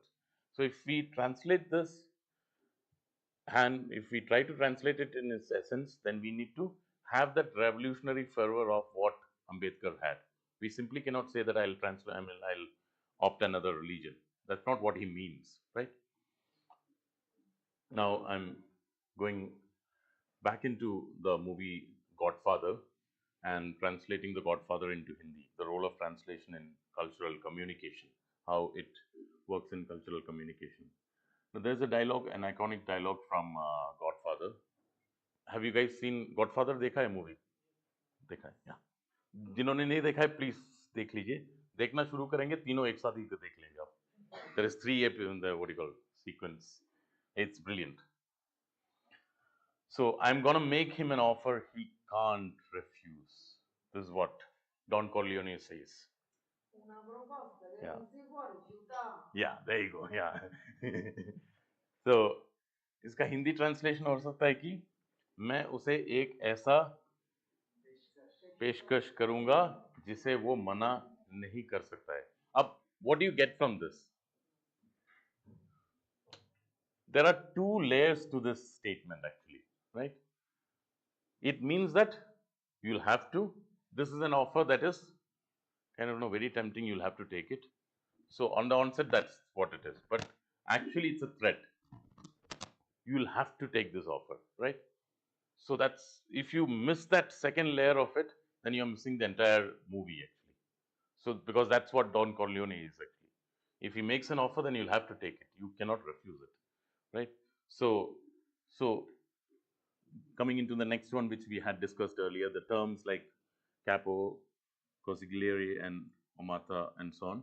How do we translate them? So we have to devise a strategy for all these things, because why I'm emphasizing on this, movies and nowadays reels now is going to be the new world actually, along with books. So we need to kind of devise terminologies with we can kind of translate any of these words. Now, translating threats and warnings. Now the dialogue is, Luca Baxi sleeps with the fishes. Now it's a Hindi translation that could be there. Luca Baxi मछलियों के साथ सोता है. Does it make any sense? Nothing, right? So the direct translation keeps the mafia style euphemism, but may lose its ominous tone, right? In Hindi, this phrase might sound more literal and metaphorical, potentially requiring additional dialogue to convey its threatening meaning, right? So Luca Barsi sleeps with the fishes is a threat, right? Is a threatening statement. It's not that मछलियों के साथ में जाके वो मछलियों के साथ में. There are people who sleep with trouts and so on that they kind of know in farm in their farms in Manali, but that's not what is meant. Or fishermen who go to fish and then probably sleep in the sea throughout the night and then get up. That's not what it is. It's something else, right? Translated gestures and expressions. Now, this is another important arena that we have to think. So, you have gestures, I mean, movies will have, if it's a written document, if it's a novel, if it's a short story, we have descriptions that go on, so we can translate that and we can make the reader understand what the gesture that was used there. But in a movie frame, you have a gesture being used. How do you translate that? You have only one subtitle that comes in, right? Which will translate the literal voice that is there. But the gestures might be telling a different story altogether. Similarly, you might have a movie movie scene in which you have something written in the background. Like there might be the name of a shop that is written in the background. Now, how do you translate that? Or do you translate that? And if you don't translate that, what is the meaning that the person is acquiring? Is a question that is there. So these are all things that we'll have to think when we kind of try to or think of subtitling movies and so on. Because through movies, we believe that culture is getting transferred, and it's getting transferred immensely because the world now sees all kinds of movies. So we start assuming that this could be the culture of that place if we do not know the context of what is being represented in that particular movie. So we need to be conscious of that. Translating gestures and expressions, there is a very nice example. The Italian kiss of death. A kiss on the cheek signaling betrayal or death.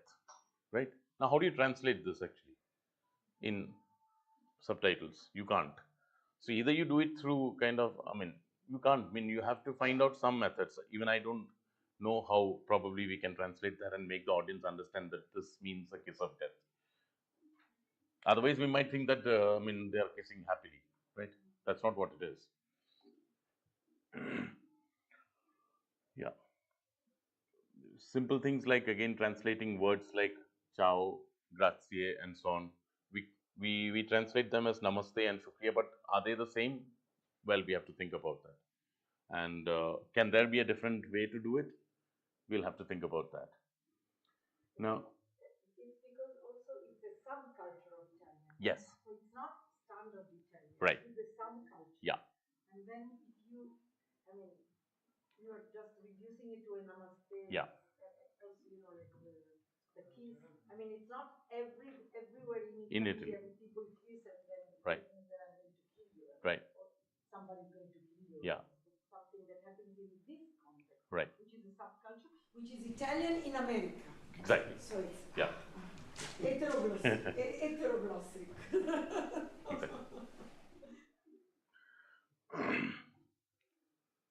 Now, translate. So, kitna time hai Ganga ji hamare paas? Wind up karna. So then I'll skip this part so that no, we don't. There are some examples that we have taken from, say, Lagan. Now, again, if we go back into 10 minutes, no, I'll conclude. So, Lagan is a movie that all of you are familiar with. So, the movie uses a mix of Hindi, Awadhi, and British English, right? So, there are several languages that play into the movie. Now, translating the rural dialects into standard English for international audiences required balancing authenticity with comprehensions. For example, the term Gorakdanda, it's a complex and deceitful situation. That's what it is. Now, it gets translated as a web of lies. It doesn't take the essence of what Gorakdanda is actually. Gorakdanda is not a web of lies, right? So, we need to kind of really work if we have to translate such kind of things so that the audience gets what it actually is. We take Swadesh again, another movie that all of you are familiar with. The film uses Hindi and English to contrast the protagonist's life in the USA and the rural India. Translating the dialogues into other languages required maintaining the cultural juxtaposition. For example, ये जो देश है तेरा, स्वदेश है तेरा. This country of yours is your own country. That's not what it is, right? So, those are other things. Again, Lunchbox, another movie that you would be familiar with. So, the Dabbawala system. Now, nobody will understand, like me and Judith, my co-editor of the books, we have written an article on Dabbawala, on Lunchbox, a movie. Now, again, for her also, only after she had come here, she actually understood what a dabba is actually. Because a dabba, a tiffin box of that kind is not available for someone from Europe or for elsewhere actually. This is very unique to India, and the dabbawala system is extremely unique, and that too only for probably, say, Mumbai is one place where you'd have it. Even in other parts of India also it's not there. So if you don't understand that particular system in detail, you would not be able to kind of represent it in translation. So that's something that you remember. Again, quote, there is a Marathi movie that is there, which also brings in the complexities of court. So when you kind of explain something that happens in a court room, how do you kind of deal with that? So legal terminologies and regional expressions were adapted into English with the help of footnotes and detailed subtitles. Now, again, if you have too much to read on the screen in a movie, nobody is going to do that because that's not what they are for. But at the same time, with minimal thing, we'll have to kind of make people understand that this is what is meant. So it's a very difficult task, like for an editor actually. I mean, editor who tries to bring down say a 10-page article into 3 pages. It's easy to write 10 pages, I would say, but it's very difficult to condense it down to 3 pages. So an act of translation in some ways is condensation of that, especially in the context of movies. You have to condense down the matter into smaller forms, but at the same time not lose its essence, including its humor for that matter. So that's some of the things that I have got a entire thing on Parasite. You would have seen the movie Parasite again. That's become global now. That's been seen as something that is Korean from all the contexts, but we miss out a lot of things because of the intervention of subtitles in that, and wrong subtitles for that matter. So I'm not going to discuss much of it. Like simple example, there is a noodles that is there. I'm not able to pronounce it correctly, Jeja Puri, whatever. But it's been given as translated as Ramdon, but that's not what it is actually. So there will be several things that we assume that this is what it is because we have consumed it through subtitles in the movies. Like we say that no, कहाँ पे पता चला था? हर जगह में आया था, WhatsApp में भी आया था, YouTube में भी आया था, और Facebook में भी आया था. So it's authentic now, right? So if you see something in a movie, it's become authentic now. So देख लिया तो उसमें तो देखा था तो वही होगा, right? Like other day I was talking to somebody. They were talking about eating snakes in Korea. So one of them was contesting that you don't get it in. They were referring to a restaurant that was there in Korea, but you don't get it there. But there is a eel. I mean, something called eel, which is a snake-like fish. So people think that this is snake. Now, if it's represented in a movie and in subtitles it is written that we are eating snake, people will start talking and say that no, this is what it is, because what jo dikhta hai. So that's simple thing actually. So you have seen it, so you say that it's forever. So you need to be very careful when you deal with that. So those are certain things that are there. So I am not going to go too much to bore you. We can discuss and probably discuss further. Just I'll end with the small last sentence. Translation is like a samosa. It might look the same everywhere, but the filling always surprises you. You can have mutton samosas also, you can have aloo samosas also, all kinds of samosas. Thank you. Yeah.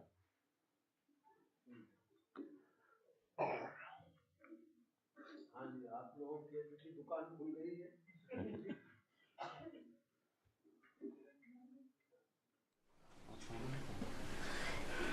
आप तो पूछते ही रहते हैं, फिर पूछ लीजिएगा, थोड़ा दूसरों को अवसर दीजिए।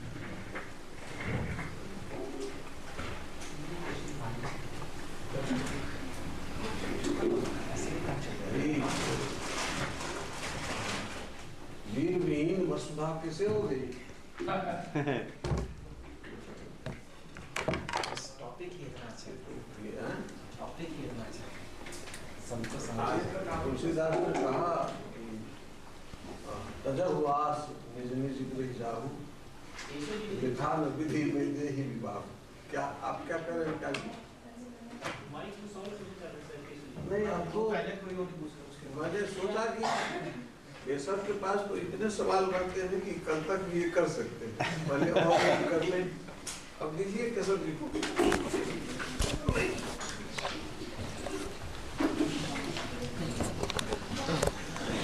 So you talked about the challenges of translation, particularly in a visual media, particularly with regards to gestures.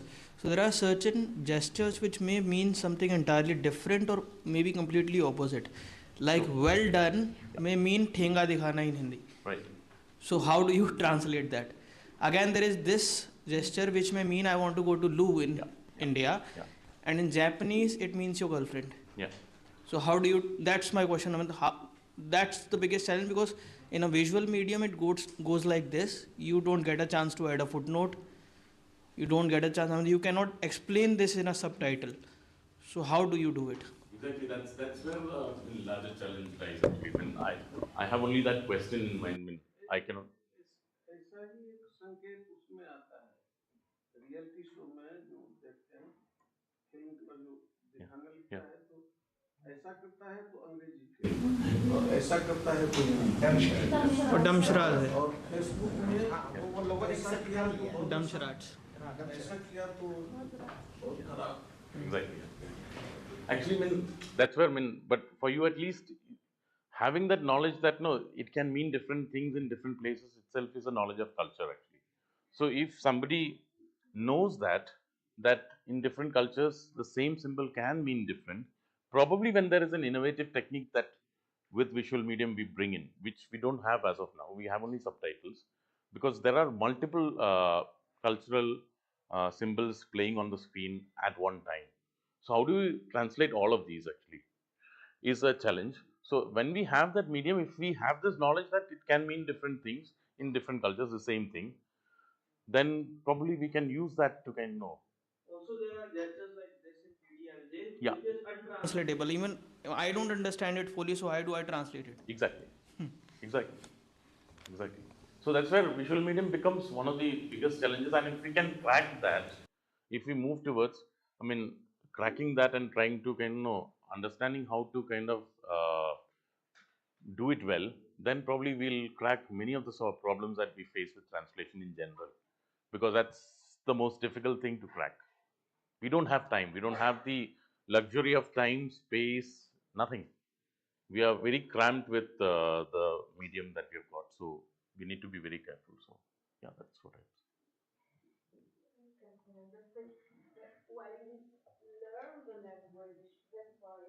Oh, sorry. Is it okay? No. What? Sorry. On air? Okay, so this is why when you learn or teach a language, you always have to teach also the what we call the proxemic, you know, the how people behave, because there is the body language. I mean, I'm from Italy, and everybody says that we speak with our hands. And actually, I found on YouTube a wonderful teacher of Italian, and she was teaching through songs, you know, the language of hands, like, you know, if you do like this in Italy, what it means, if you do like this, what it means. And she was literally teaching it as part of the class. Like you said, you know, there are some gestures that I learned through experience because nobody taught it, you know, at school. But it should be introduced in language teaching. It's so, and then of course translating it is difficult. So, like saying yes and no. I mean, you say like this, and it's no in Italian, and but you know. Like when I teach language in the classroom, so I used to tell them that no, every finger means something. Every finger, like no, so that's what it is actually. आप तो विद्वान हो गए होंगे इतने इतना recording करते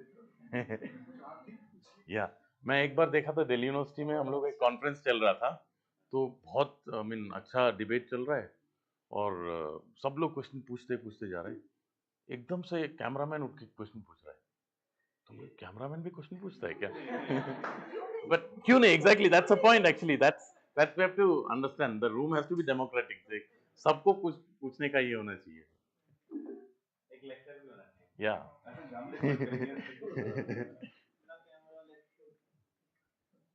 exactly. Great. Okay. Thank you. Thank you.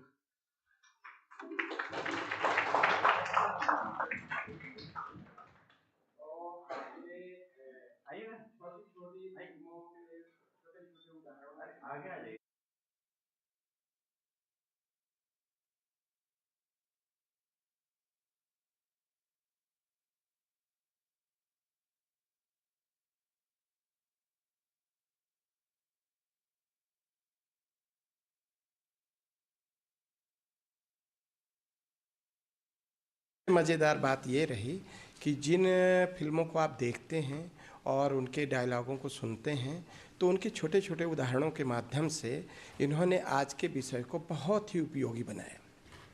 तो सार्थक और महत्वपूर्ण व्याख्यान के लिए आपको बहुत बधाई और आपका आभार भारतीय भाषा केंद्र की तरफ से, आयोजन समिति की तरफ से। हम बहुत आपके आभारी हैं। आपका बहुत बहुत धन्यवाद। आगे भी आपके ज्ञान का हम लाभ उठाते रहेंगे। धन्यवाद। पुनः आप सबका भी धन्यवाद। और आप धैर्य बनाकर सब सुनते रहे, आगे भी सुनते रहेंगे, तो आप सबका भी धन्यवाद।